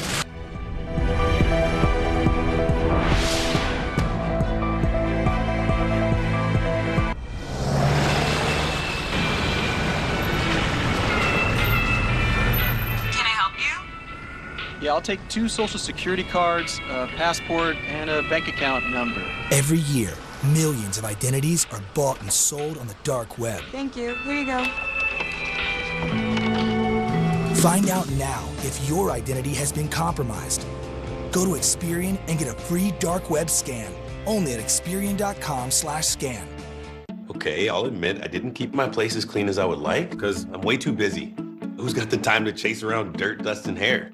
So now, I use heavy-duty Swiffer sweeper and dusters. For hard-to-reach places, Duster makes it easy to clean. It captures dust in one swipe. Ha! Gotcha. And Sweeper heavy-duty cloths lock away twice as much dirt and dust. It gets stuff deep in the grooves other tools can miss. You know what? My place is a lot cleaner now. Stop cleaning. Start Swiffering.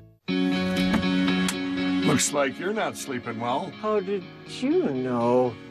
Megan! Hey, you're that guy. The My Pillow guy. That's right, and I'm here to help you get the best sleep of your lives. Oh, you have a down pillow.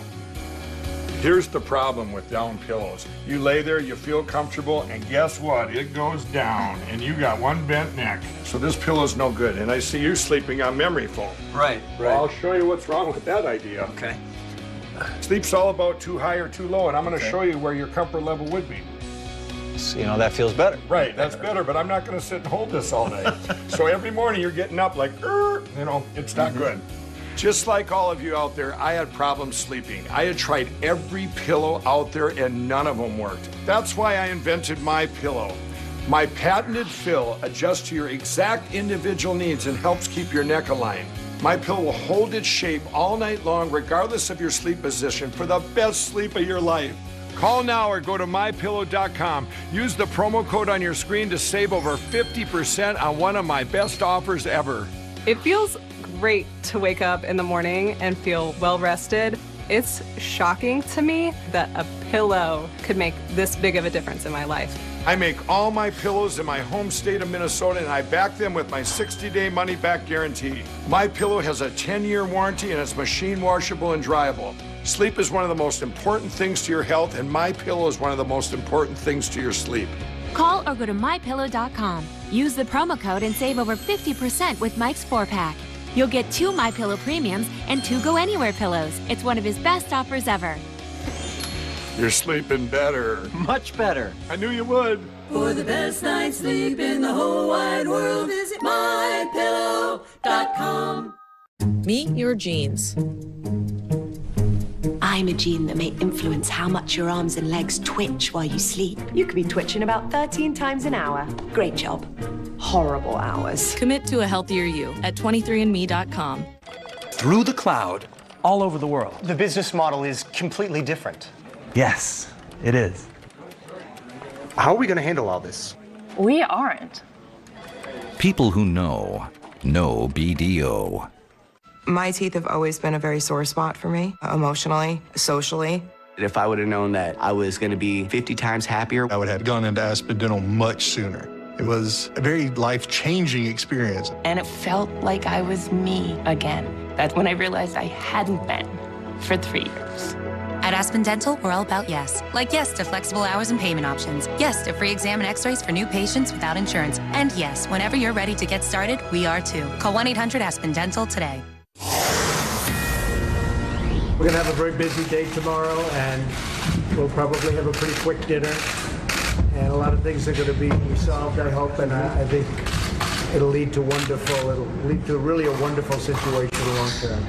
Wow, historic. Here we are at Fox News Alert. In case you missed it, you just heard it. President Trump and Kim Jong-un trying to work out that long-term situation in Hanoi, Vietnam, and it's happening right now. They're speaking. The 2 world leaders kicking off a second round of high-stakes talks in Vietnam. That's right. It happened just about an hour ago. Ed Henry is live in Hanoi. Ed, it started with a handshake and a laugh, and then the president said he thought it would lead to something wonderful, a wonderful situation, ... long term. You're right. Yes, Steve, and that could be raising expectations about saying great things coming, but when you add the phrase long term, maybe you ratchet expectations ever so slightly downward to say not all today or tomorrow, long term. But I do think in that clip you just played, the president was saying we expect this to be a quick dinner.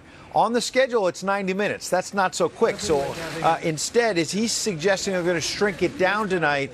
And in the next line, you heard him say, we'll be very busy tomorrow. So maybe a lot of the hard work will actually be done in day two. Either way, you can certainly see there's a warm relationship developing, and that's something the president highlighted. Listen.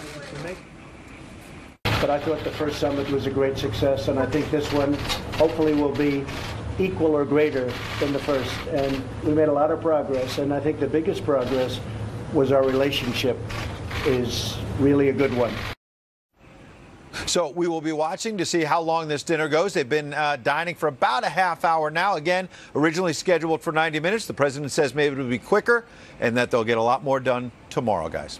All right, Ed Henry live in Hanoi. Ed, thank you. All right, let's bring in Ohio Congressman Tim Ryan. Congressman, you've been watching all this take place overseas, I imagine. They're 12 hours ahead of us. What is your practical hope for the result of Kim Jong-un, Trump 2? Well, I'm very cautious when I see what's happening. This is a regime that does not want to give up their nuclear program because they feel that's key to their own survival. That's the only way they think they survive in that region is have nuclear weapons. So I'm very, very cautious with anything that's going to come out of there. And we'll see how it goes today and tomorrow. Okay, Congressman, the House passed the resolution to block the president's emergency declaration. You were a part of that. You have said that the Constitution mandates that Congress, not the executive branch, has the power of the purse. Why do you think that the wall would be ineffective and expensive? Well, first and foremost, the Congress appropriated money to go to projects like in Northeast Ohio and in Ohio. We're going to potentially lose about $80 million of military construction projects at Camp Garfield, Youngstown Air Reserve Station, and Wright Pat Air Force Base, money that the Congress and President signed into law that's supposed to go there. So now he's going to take it and put it on the border. I'm for border security big time. I think we need to use technology. We need to use barriers where they can be helpful, but there are areas that it can't be helpful. You can't put the wall in the middle of the Rio Grande River. You're not going to go down and seize property from farmers and ranchers in South Texas, and even Republicans down there don't want that to happen. I just want to see the money spent where the problem is. 90% of drugs are coming through ports of entry. We need it there. Fentanyl's coming from China through the United States Postal Service. We need more technology there. So it's a disagreement on how to do it, not that we need to make sure drugs don't come into the country. Well, Congressman, apparently Mike Pence, the vice president, met with senators yesterday and addressed that very issue that you were talking about. If they take some of the money and reprogram it for the wall from a military, and you were just talking about that, the vice president said that military construction projects would not be jeopardized because the money would be replaced. And so that would be good news. But it sounds like, so many people in your party, in the Democratic Party, Congressman, just don't want to give the president a win. And suddenly a wall, which is a national security issue, is a political thing. Yeah, no question. The president had about $1.7 billion already. He had only spent about $300 million on the wall from the last budget and previous budgets. So he needs to spend that money. But the reality of it is, look, he's the president, but the House is Democratic, and then the Senate, you need 60 votes for a lot of this stuff. So he's got to compromise. We all have to compromise to make this happen. I hope we can get this issue off the table and start talking about jobs, the economy, the future of work, our competition with China. We've got to solve this problem because China's coming at us and we're not prepared right now. Absolutely. And Tim, it just sounds like, Congressman, it just sounds like you understand that a barrier works. You wanted him off the wall. He's on the barrier and the fence. It seems like not only does Nancy Pelosi not think it works, but you have Beto O'Rourke who said, if I'm elected president or whatever, I'm pulling up the fence. Are you one of those guys, take out the fence? No, well, we spent a lot of money putting barriers on that southern border, and it's been helpful in some areas. I'm not for taking those down. I am for upgrading. We've got lots of technology now. It's 2019. We don't drive Model T cars, and we don't use rotary dial phones anymore, and the same applies to our homeland security and our national security. We should use that technology. Right. And that's a lot of money to go back and say we're going to start taking down these walls. But let's be, I'm just saying, let's be smart. Let's just get together and do the smartest thing we possibly can on this. For a change. For a change. All right, there's some rumors out there that you might be running for president. I'm very strongly considering it. I think this country is divided. I think we're not focused on the issues that people are really concerned about, how they're going to have retirement security, how they're going to have enough to make their house payment. Those are issues, how we're going to educate our kids. I'm really concerned about our competition with China. You know, divided country is a weak country, and China is coming at us, and the American people got to recognize we've got to get prepared for this competition, and I'm not hearing a lot about it. I mean, and so, you know, I'm strongly considering it, and I think, you know, those working class people who take a shower after work, their voices still aren't being heard in Washington. When will you make the announcement? Probably the next few weeks. I'm going to make a decision, and we're having those conversations. I'm out listening to a lot of people. I was in New Hampshire this past week and had some really good meetings out there. So we're going to make a decision pretty soon. Right, Congressman. There are so many people already running. I think we're close to 10 or 12 so far on your side. But what's unique about you is you're moderate. Meanwhile, during the primaries, so many people are rushing so far to the left where, you know, it doesn't matter how much health care costs, or the Green New Deal is going to cost so much money for so many people. Why are you going to take that lane, being the moderate Democrat? Well, I think it's the lane of unification. It's the lane of making sure that everybody's at the table. I mean, when we're talking about growing the economy, of course we need workers, and of course we got to address income inequality and greed and some of these things that are really eroding the economic system. But we also have to work with business. We're not going to compete with China. We're not going to redevelop the workforce development. We're not going to invest into artificial intelligence and additive manufacturing and dominate those industries around the world if we're not all at the table, and that includes the business community. Look, we have the magic of the free enterprise system. We've got to use that in order to green the economy, decarbonize the economy. You can't do it without business. You can't do it without the profit motive. You can fight against greed, but you can't fight against that. That's our comparative advantage to China in the long term. Exactly. And so I want to make sure that we're using every asset we have in the United States, and that includes the innovation that comes from free enterprise. Yeah, you don't hear free enterprise and Democrats linked. You're one of the first I've heard say that in a long time.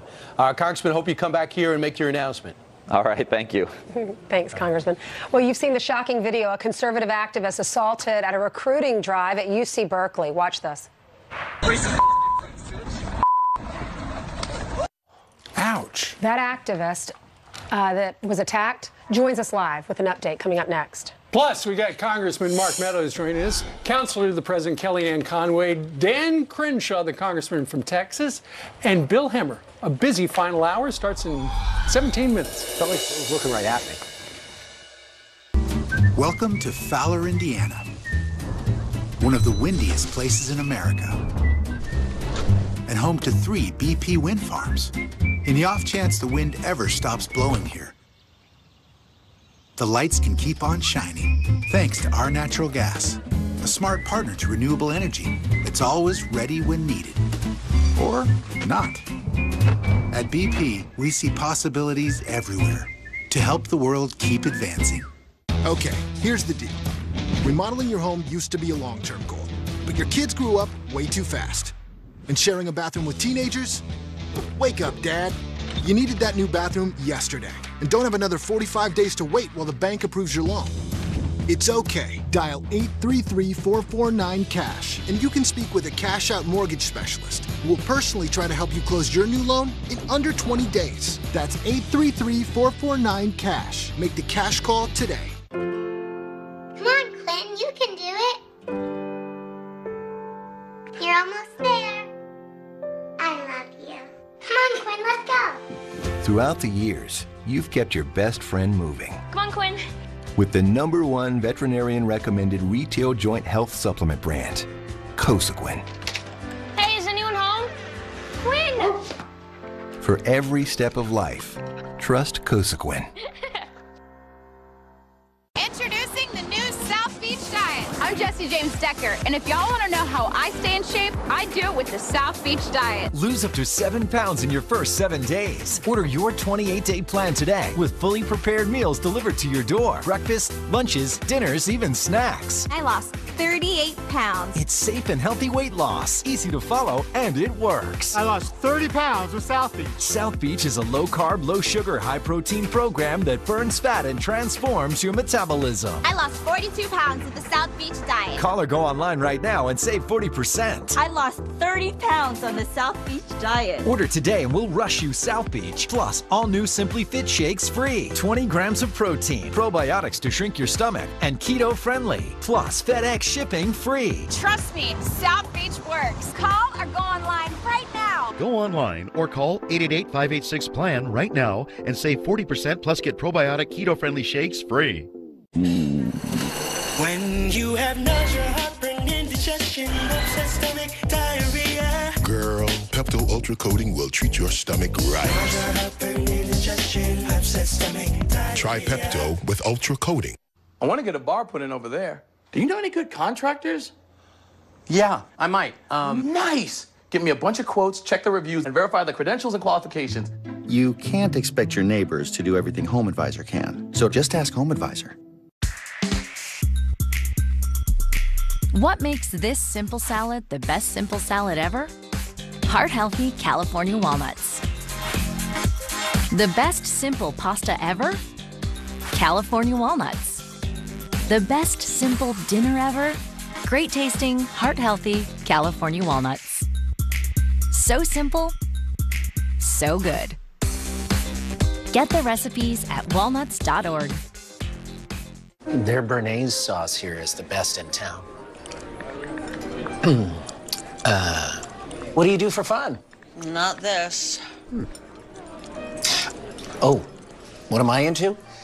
Mostly Progressive's Name Your Price tool. Helps people find coverage options based on their budget. Flo has it, I want it, it's a whole thing. And she's right there. Yeah, she's my ride. This date's lame.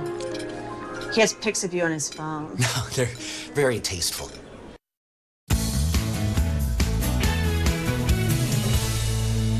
A potential suspect has been identified in this brutal attack that we showed you last week. A conservative activist allegedly assaulted for promoting his conservative beliefs on the UC Berkeley campus. The incident was caught on camera, clearly, as you can see. His name is Hayden Williams, the guy who was attacked in that video. He's a field representative for the Leadership Institute and helps train conservative students on college campuses across California. Hayden, thanks for being with us. Thanks for having me. Tell us what happened, how you got that black eye. So, as you said, I'm a field representative for the Leadership Institute, and we just help conservative students organize events and recruit members for their clubs on campuses across the country. And my state is California, so on Tuesday, I was invited by some students at UC Berkeley from their Turning Point chapter to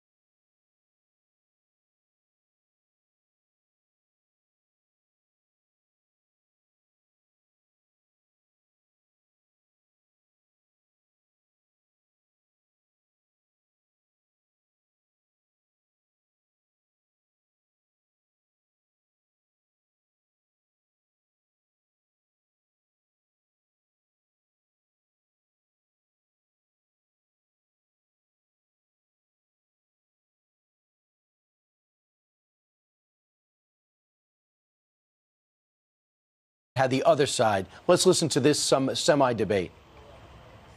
I thought you were pro-life like me. I am, and that's why I need to push back on it, because I So you think a baby born from a botched abortion should be put down this is like a dog or a cat? This is why I need to push back on it. This is why I need to push back. It's infanticide. Because the bill that the Senate Dems blocked yesterday was to provide medical care for infants who survived failed abortion. Yes. Now, one thing is, so it's those something babies that's should just be left to die on a table. Is she going to be able to tell her side something that's so extremely rare. The Democratic Party wants to be the party of infanticide. All right, we got it. Their choice. Meghan McCain said it's disgusting. All right. More on that later. In the meantime, President Trump wrapping up dinner with Kim Jong-un in Vietnam. Day one of the summit about to wrap up. Kellyanne's coming up next. I wanted more from my COPD medicine.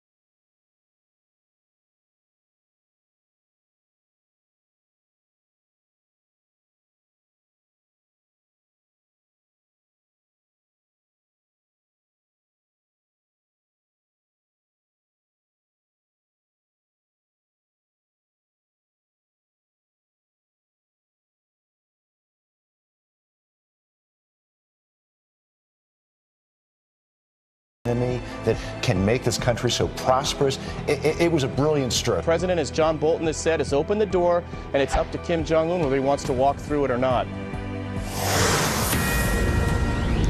Straight to our Fox News alert. President Trump and Kim Jong-un meeting in Hanoi right now.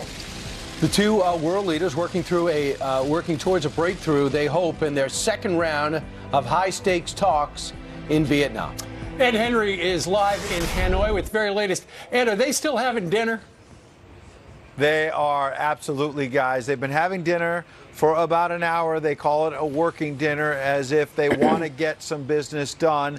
This is an interesting, crackling start, if you will, to 2 days of summitry, because there was a quick photo op where they shook hands, took some quick questions from reporters, tried to project an image of coming together and real optimism about the potential for an agreement to denuclearize the Korean Peninsula. Then the two of them sat down for what they call a bilateral meeting for about 20 minutes or so, and then you saw that picture of them actually sitting down for dinner, a small group that included, of course, Secretary of State Mike Pompeo, the President's Chief of Staff Mick Mulvaney, and the President projected optimism. Watch.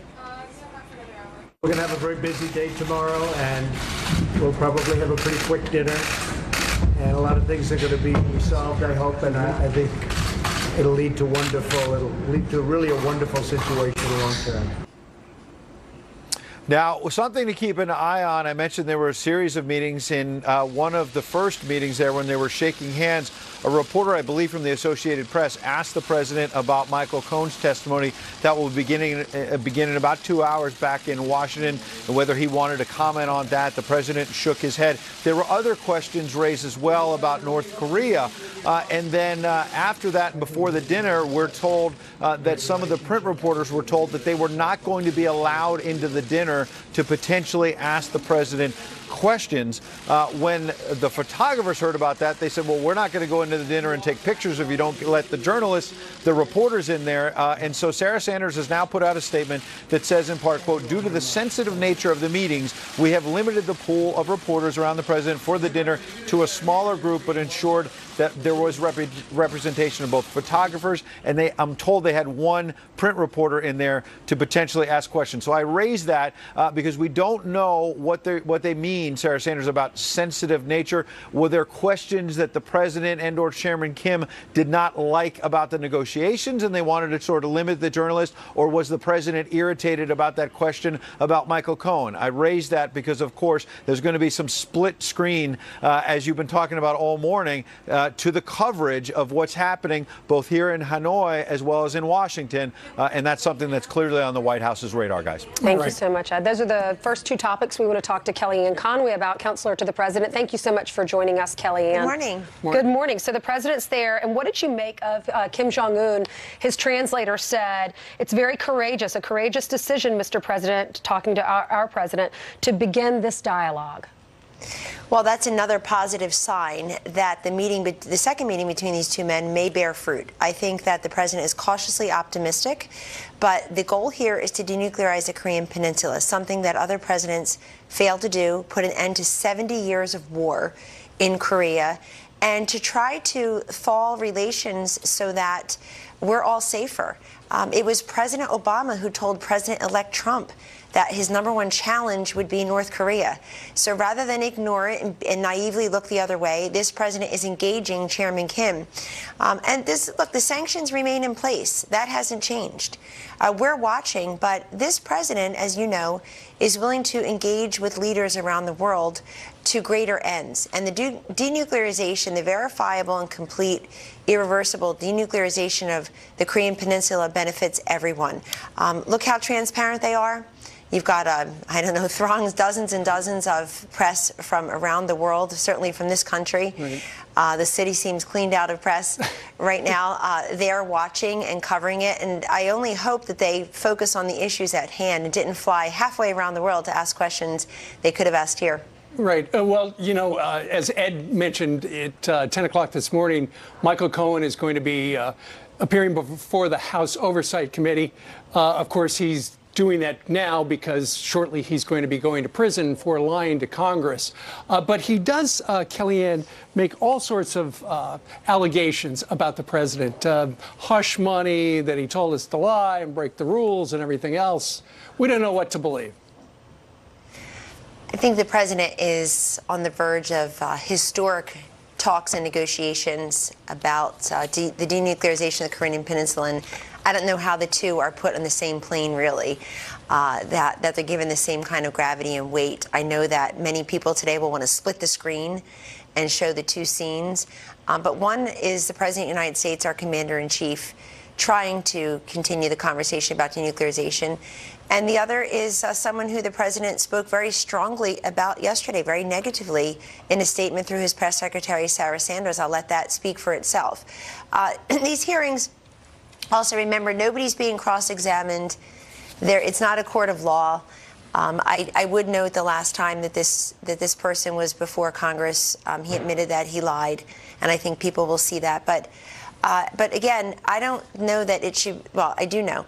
It should not be given the same weight. I mean, I think what happened here in Washington this week that was truly remarkable is you had 44 United States Democrats in the Senate, United States Senators, Democrats, who voted to legalize infanticide. Right. And I don't want to hear the word women's health. I don't ever want to hear them again think that they can get away with saying they are a voice for the voiceless. They are standing up for the vulnerable.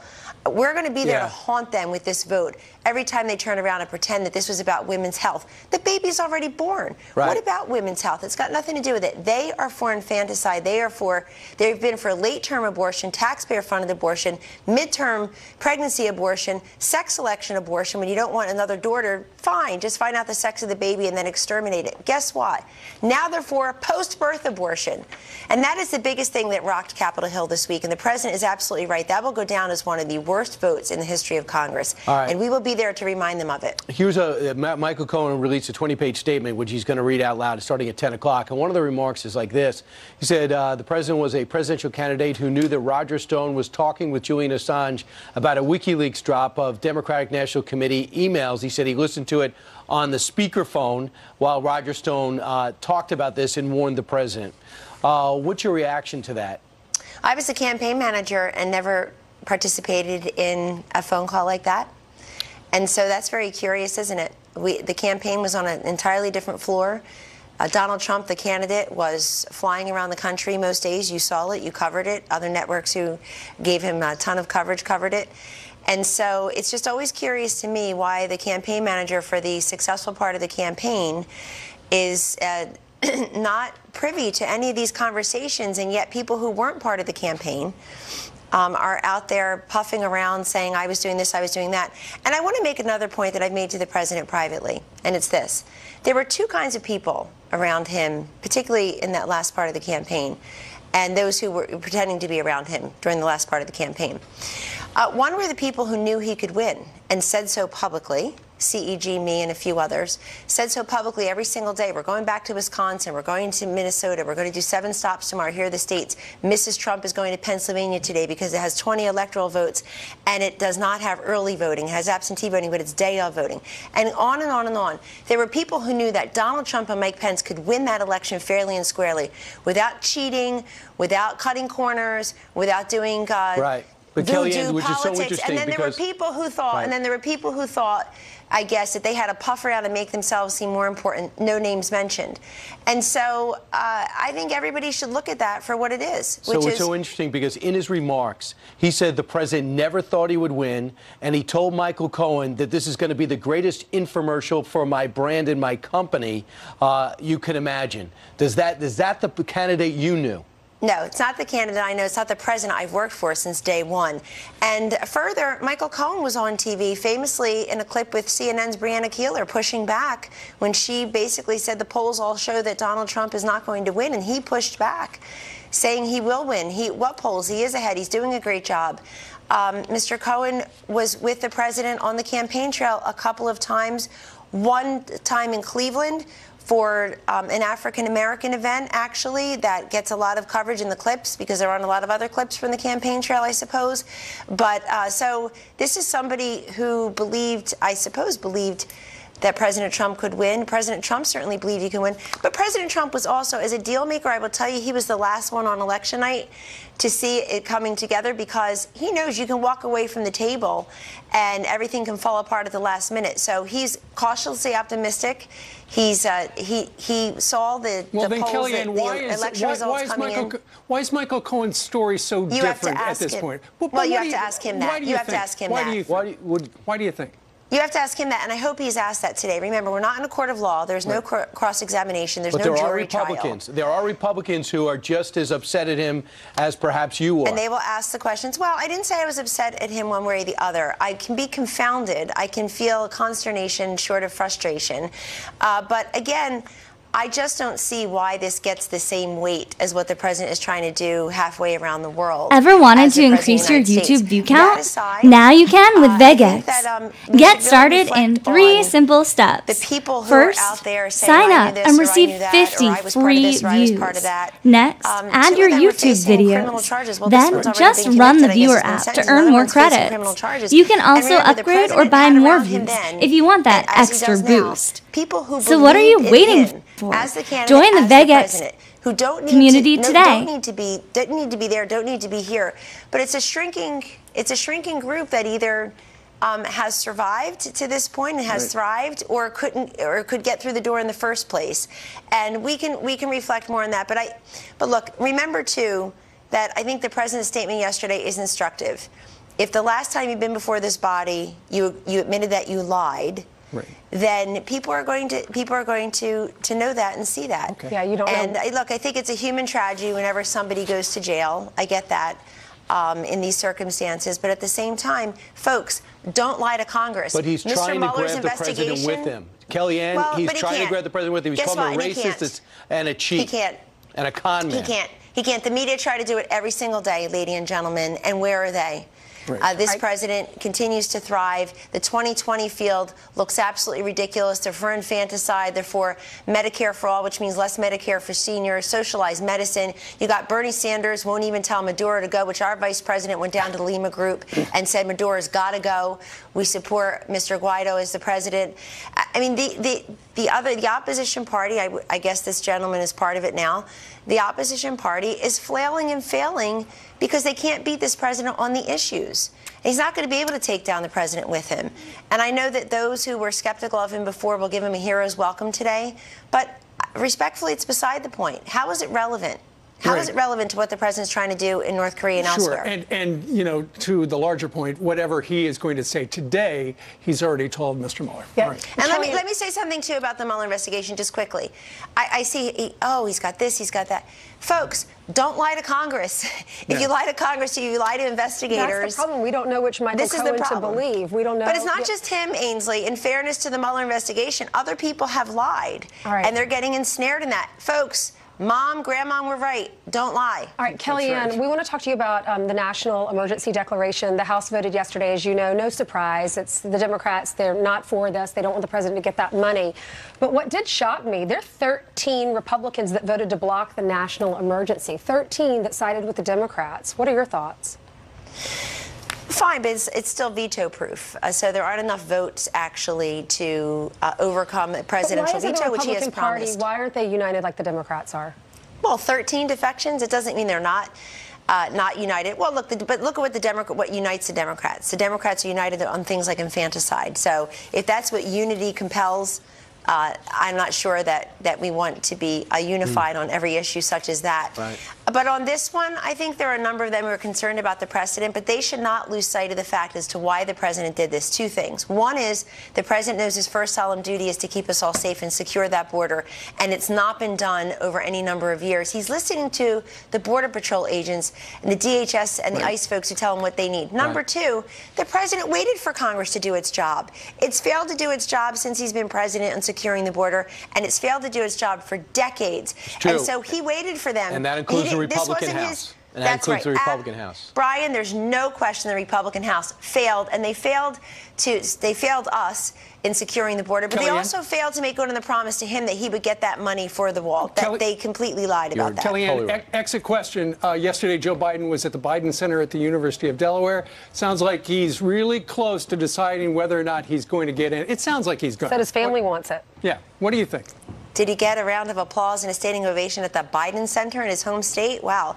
A 50-state strategy must be close by. Look, I can't blame Vice President Biden for wanting to run, but he's going to have to be held to account for the Obama-Biden economy, the Obama-Biden foreign policy, national security failures, the Obama-Biden appropriation of our nation's health care, where 9 years after Obamacare, Biden care was passed, about 28 million Americans still don't have care. He's going to be held to account for all that did not happen while he was vice president and be asked about that. I'm sure he looks at the field of, the unimpressive large field, albeit large field, of 2020 candidates and thinks, I should jump in there. You saw that Bernie Sanders raised over $6 million, I guess, in the first day or so after he announced. So I guess there is a market for septuagenarians who want to run for president in the Democratic primary. But at the same time, my question for Joe Biden is, are you sure that President Obama and the Clintons are going to endorse you? Or are you sure you're going to go in there with a strong hand and the distinction against the rest of the field?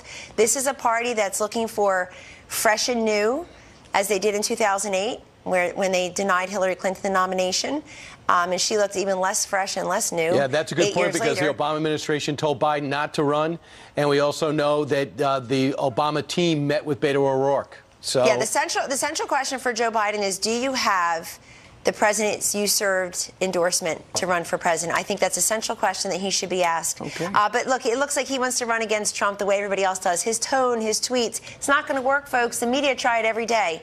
And there he is, sitting pretty for re-election. Gotcha. Kellyanne Conway, thanks so much. Thank you. Okay, Jillian has some headlines for us. Hey, Jillian. That's right. Good morning to you. Let's start off with this Fox News alert now. A Tennessee police officer shot in the line of duty has died. Sergeant Steve Hinkle spent 27 years with the Sullivan County Sheriff's Office. First responders saluting Hinkle as his body passed by. The sergeant was responding to a welfare check Saturday when he was shot. The suspect shot and killed himself. Sergeant Hinkle is the 9th officer killed in the line of duty this year. Now another Fox News alert. Pakistan shoots down 2 Indian warplanes and captures the pilots. One of them was hurt and taken to a military hospital.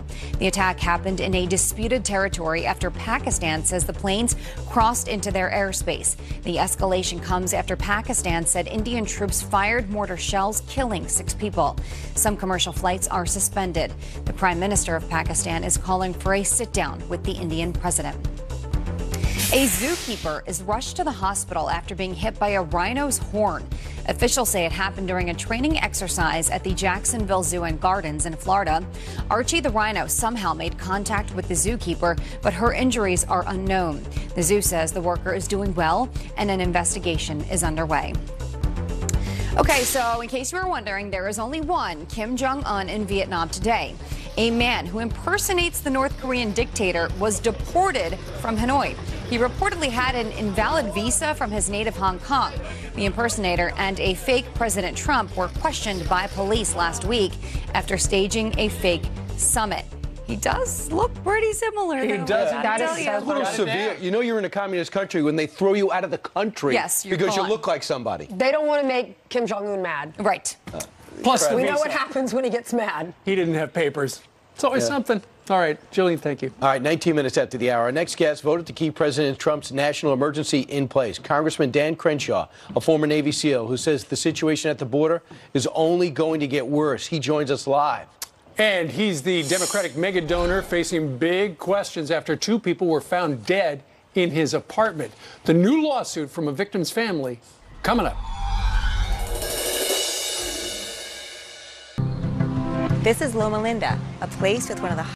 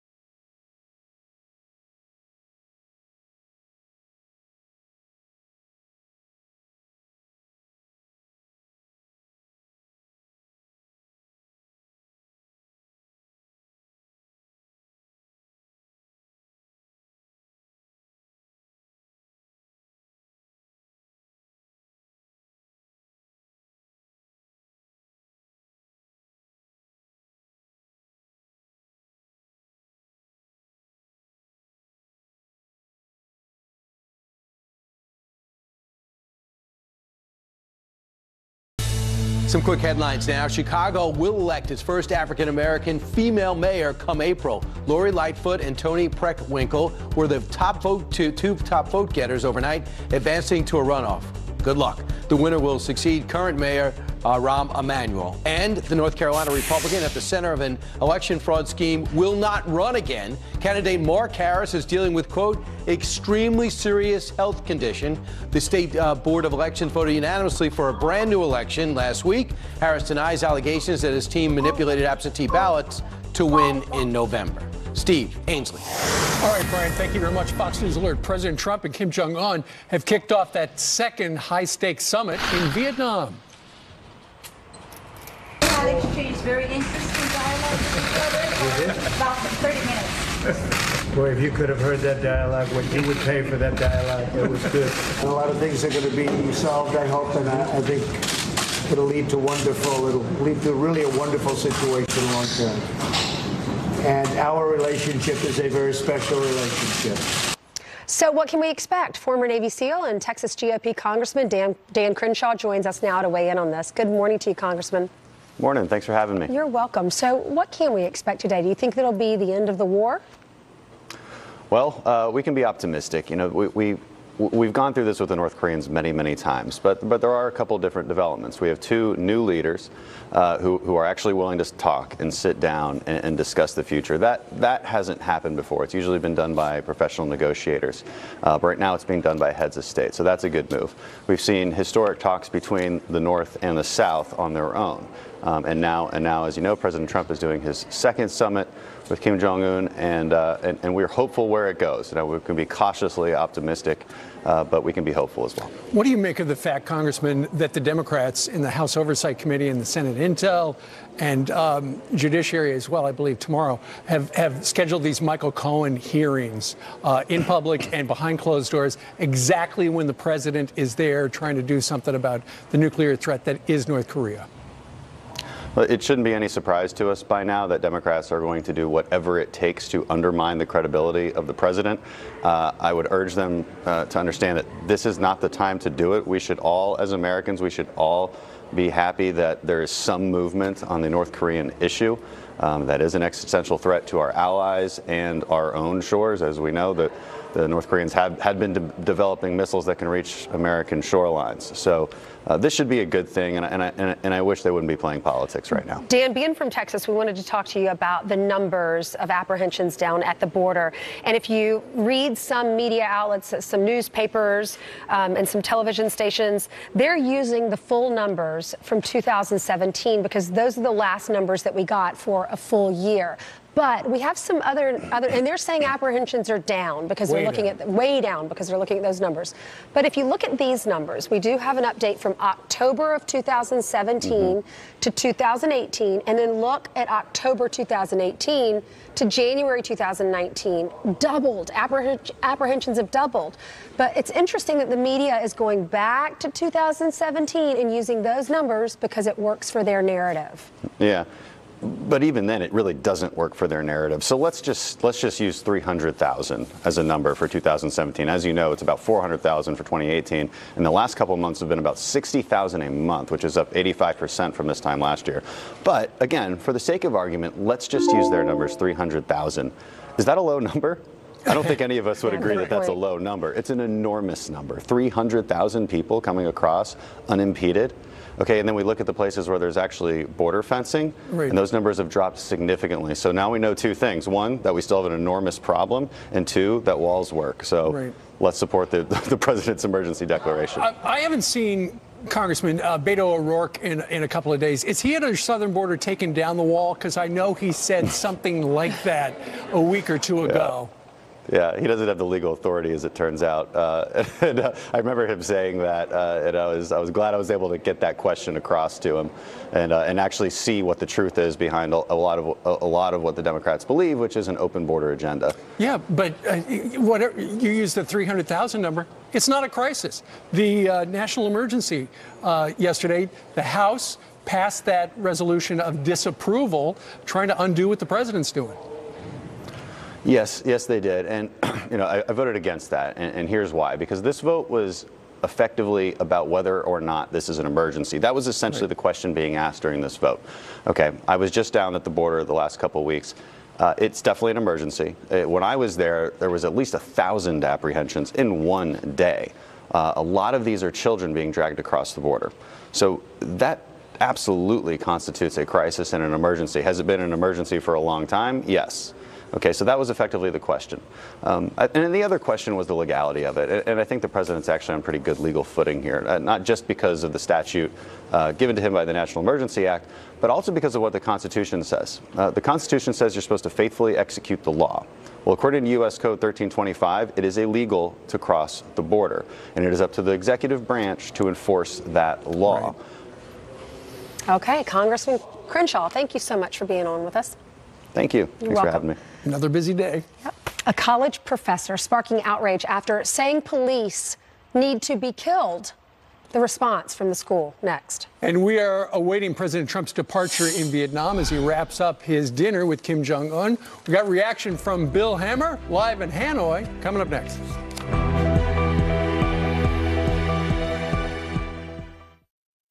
Hi, everybody. It's time to get your free trial of Fox Nation, our new streaming service that is the perfect complement to the Fox News channel. Fox Nation features exclusive shows from your favorite Fox News personalities, including, me. Here's a look at season 2 of What Made America Great. This monument belongs to every American. The historic home of Thomas Jefferson. You can have a beer where George Washington did. This is what people want, right? They want to see what it was like.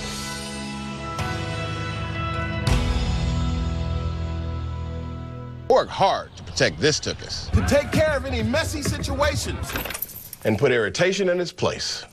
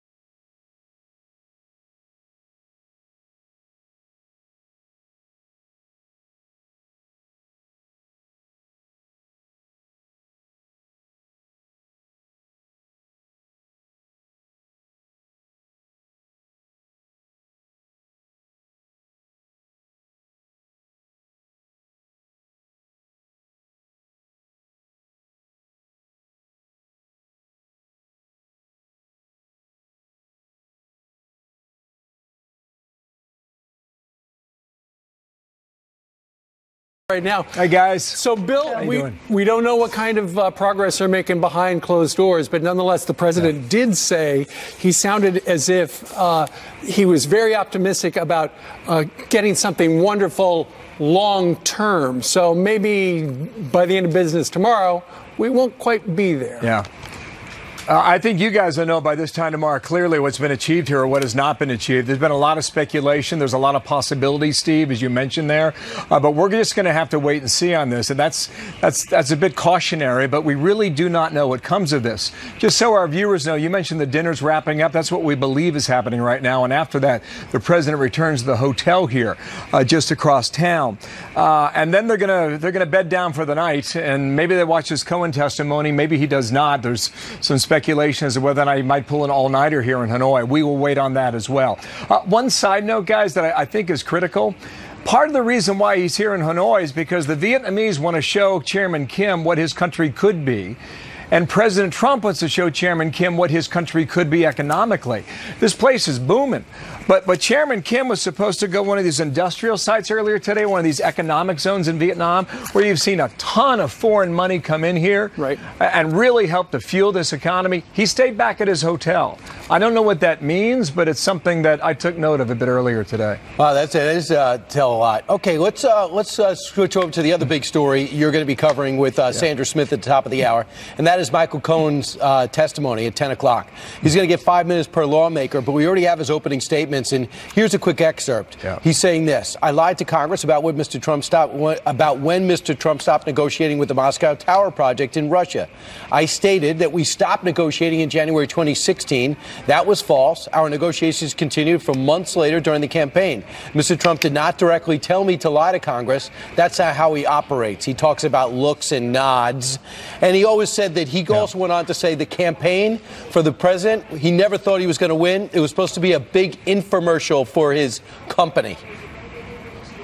Yeah. I've read through it, Brian, as you have as well. It's highly defamatory. It's 20 pages in length. I think Republicans will hang on to the following paragraph on page 16. It reads, questions have been raised about whether I know of direct evidence that Mr. Trump or his campaign colluded with Russia, Michael Cohen's prepared to say. I do not. I want to be clear, but I have my suspicions, end quote. Highly defamatory. We can debate what's legal and illegal throughout the coming days, but that's part of what Cohen's about to ask here.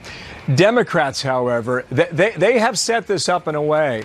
You know, it wasn't too long ago, guys, that, you know, the commander-in-chief's out of the country and stops at the water's edge.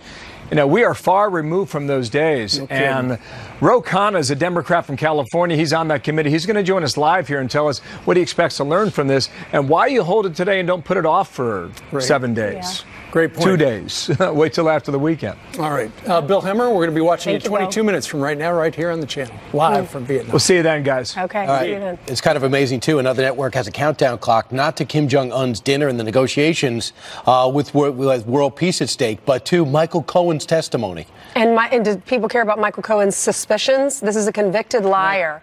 Do they care about suspicions or proof? Excellent questions. Stay tuned for that. You'll see it live on the channel at 10 o'clock Eastern Time. In the meantime, Jillian joins us from the mezzanine level with some Fox News alerts. That's right. Good morning. Following a number of stories, lots happening today. Let's start with this. 3 people are dead after a truck is hit by 2 oncoming trains going opposite directions. Passengers left in shock on Long Island, New York. I knew that something was wrong because we were in a panic. I felt a jerk. The train car just shook very hard. I felt another jerk. A really big bang. I saw like fire on the track. Wow. Investigators think the driver was trying to beat the trains as the crossing gates came down. 1 train derailed and crashed. No passengers on the train were seriously hurt. Everyone inside the truck was killed. A Democratic megadonor is sued after 2 men die inside his home. The family of Jamel Moore filing a wrongful death lawsuit against Ed Buck and the LA County District Attorney. Moore's death was ruled an accidental overdose in 2017. Buck's lawyers are vowing to fight the allegations. A second man, Timothy Dean, died from an overdose at Buck's home just last month. Activists are now calling for his arrest. UC Davis is condemning a professor for slamming police. Joshua Clover's quotes and tweets recently published in a student-run newspaper. One reads, quote, People think that cops need to be reformed. They need to be killed. UC Davis says, quote, "It does not reflect our institutional values, and we find it unconscionable that anyone would condone, much less appear to advocate, murder." A high school student rips a Trump 2020 flag from a classmate, then hits the MAGA hat off his head.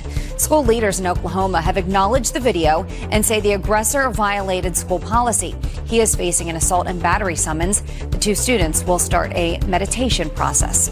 Let's look at your headlines. Send it back down. Hey, he looks like he might be a hall monitor. He's wearing that vest. Yeah, an 80-year-old got hit in a store the other day, too, for wearing that hat as well. Unbelievable. Yep. Thank you, Jillian. President Trump about to leave his first day of meetings with Kim Jong-un in Vietnam. Our panel is back with their thoughts on the summit, day one, coming up. Plus, we're going to have a reaction from Congressman Mark Meadows. He's on the Oversight Committee. He's going to get a chance to question Michael Cohen today. What will he say? We'll find out. Today's weather is brought to you by non-drowsy 24-hour Claritin. Live Claritin Clear. Feel the clarity of non-drowsy Claritin and relief from symptoms caused by over 200 indoor and outdoor allergens, like those from Buddy. Because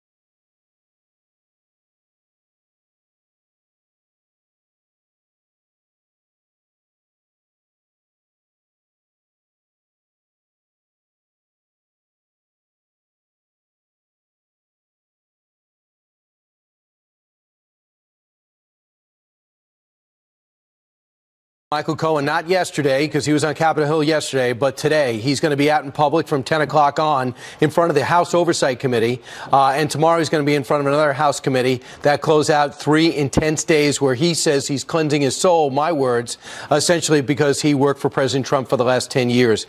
In a 20-page statement that's been released to the media, we now know his chief complaint about the president and what he says happens behind the scenes. Joining us now to discuss that and more, a man on the Oversight Committee who will have 5 minutes to question Michael Cohen, Mark Meadows. Among the things they said, Congressman, is the president did reimburse Michael Cohen for paying off Stormy Daniels. He talked about the president being a racist, a con man, and a cheat.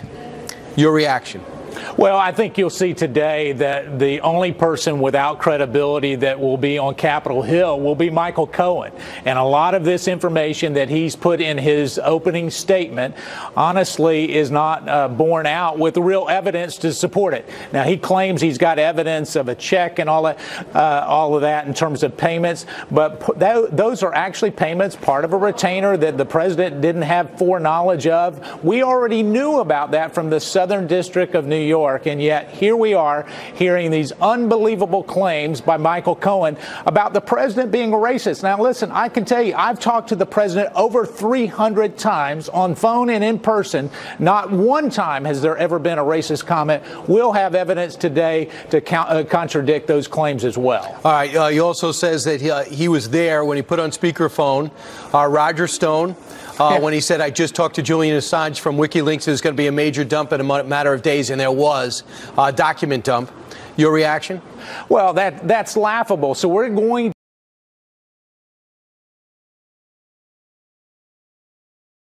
to win, did not think he was going to win, and was using the campaign as a big infomercial for his brand. That's also alleged by Michael Cohen. Yeah, I mean, I can tell you, I was on the plane with President Trump, who was then candidate Trump, and I can tell you, this is not a man who wants to ever lose. It was not an infomercial. I mean, he spent morning, noon, and night campaigning harder than anybody else, and to suggest that he didn't want to win is just not credible. And lastly, he said Don Jr., the president said to Michael Cohen, has the worst judgment of anyone he knows, but he never would have made a decision like having the Trump Tower meeting without President Trump knowing. Mark, you know the president. Does he ever complain about his oldest son? No, in fact, he's very proud of his children, and he has every right to be. I've talked to the president a number of times when no cameras are around or no one else is listening, and the pride that comes from this president about his family is remarkable and certainly not consistent with what I have heard coming out of this testimony from Michael Cohen. Mark, it's going to be a big day. You're going to have a big 5 minutes. People are going to be watching, but they really should be pay attention to what's happening in North Korea. That's going to be splitting the screen today. It was definitely the intention of Democrats to do that. Mark,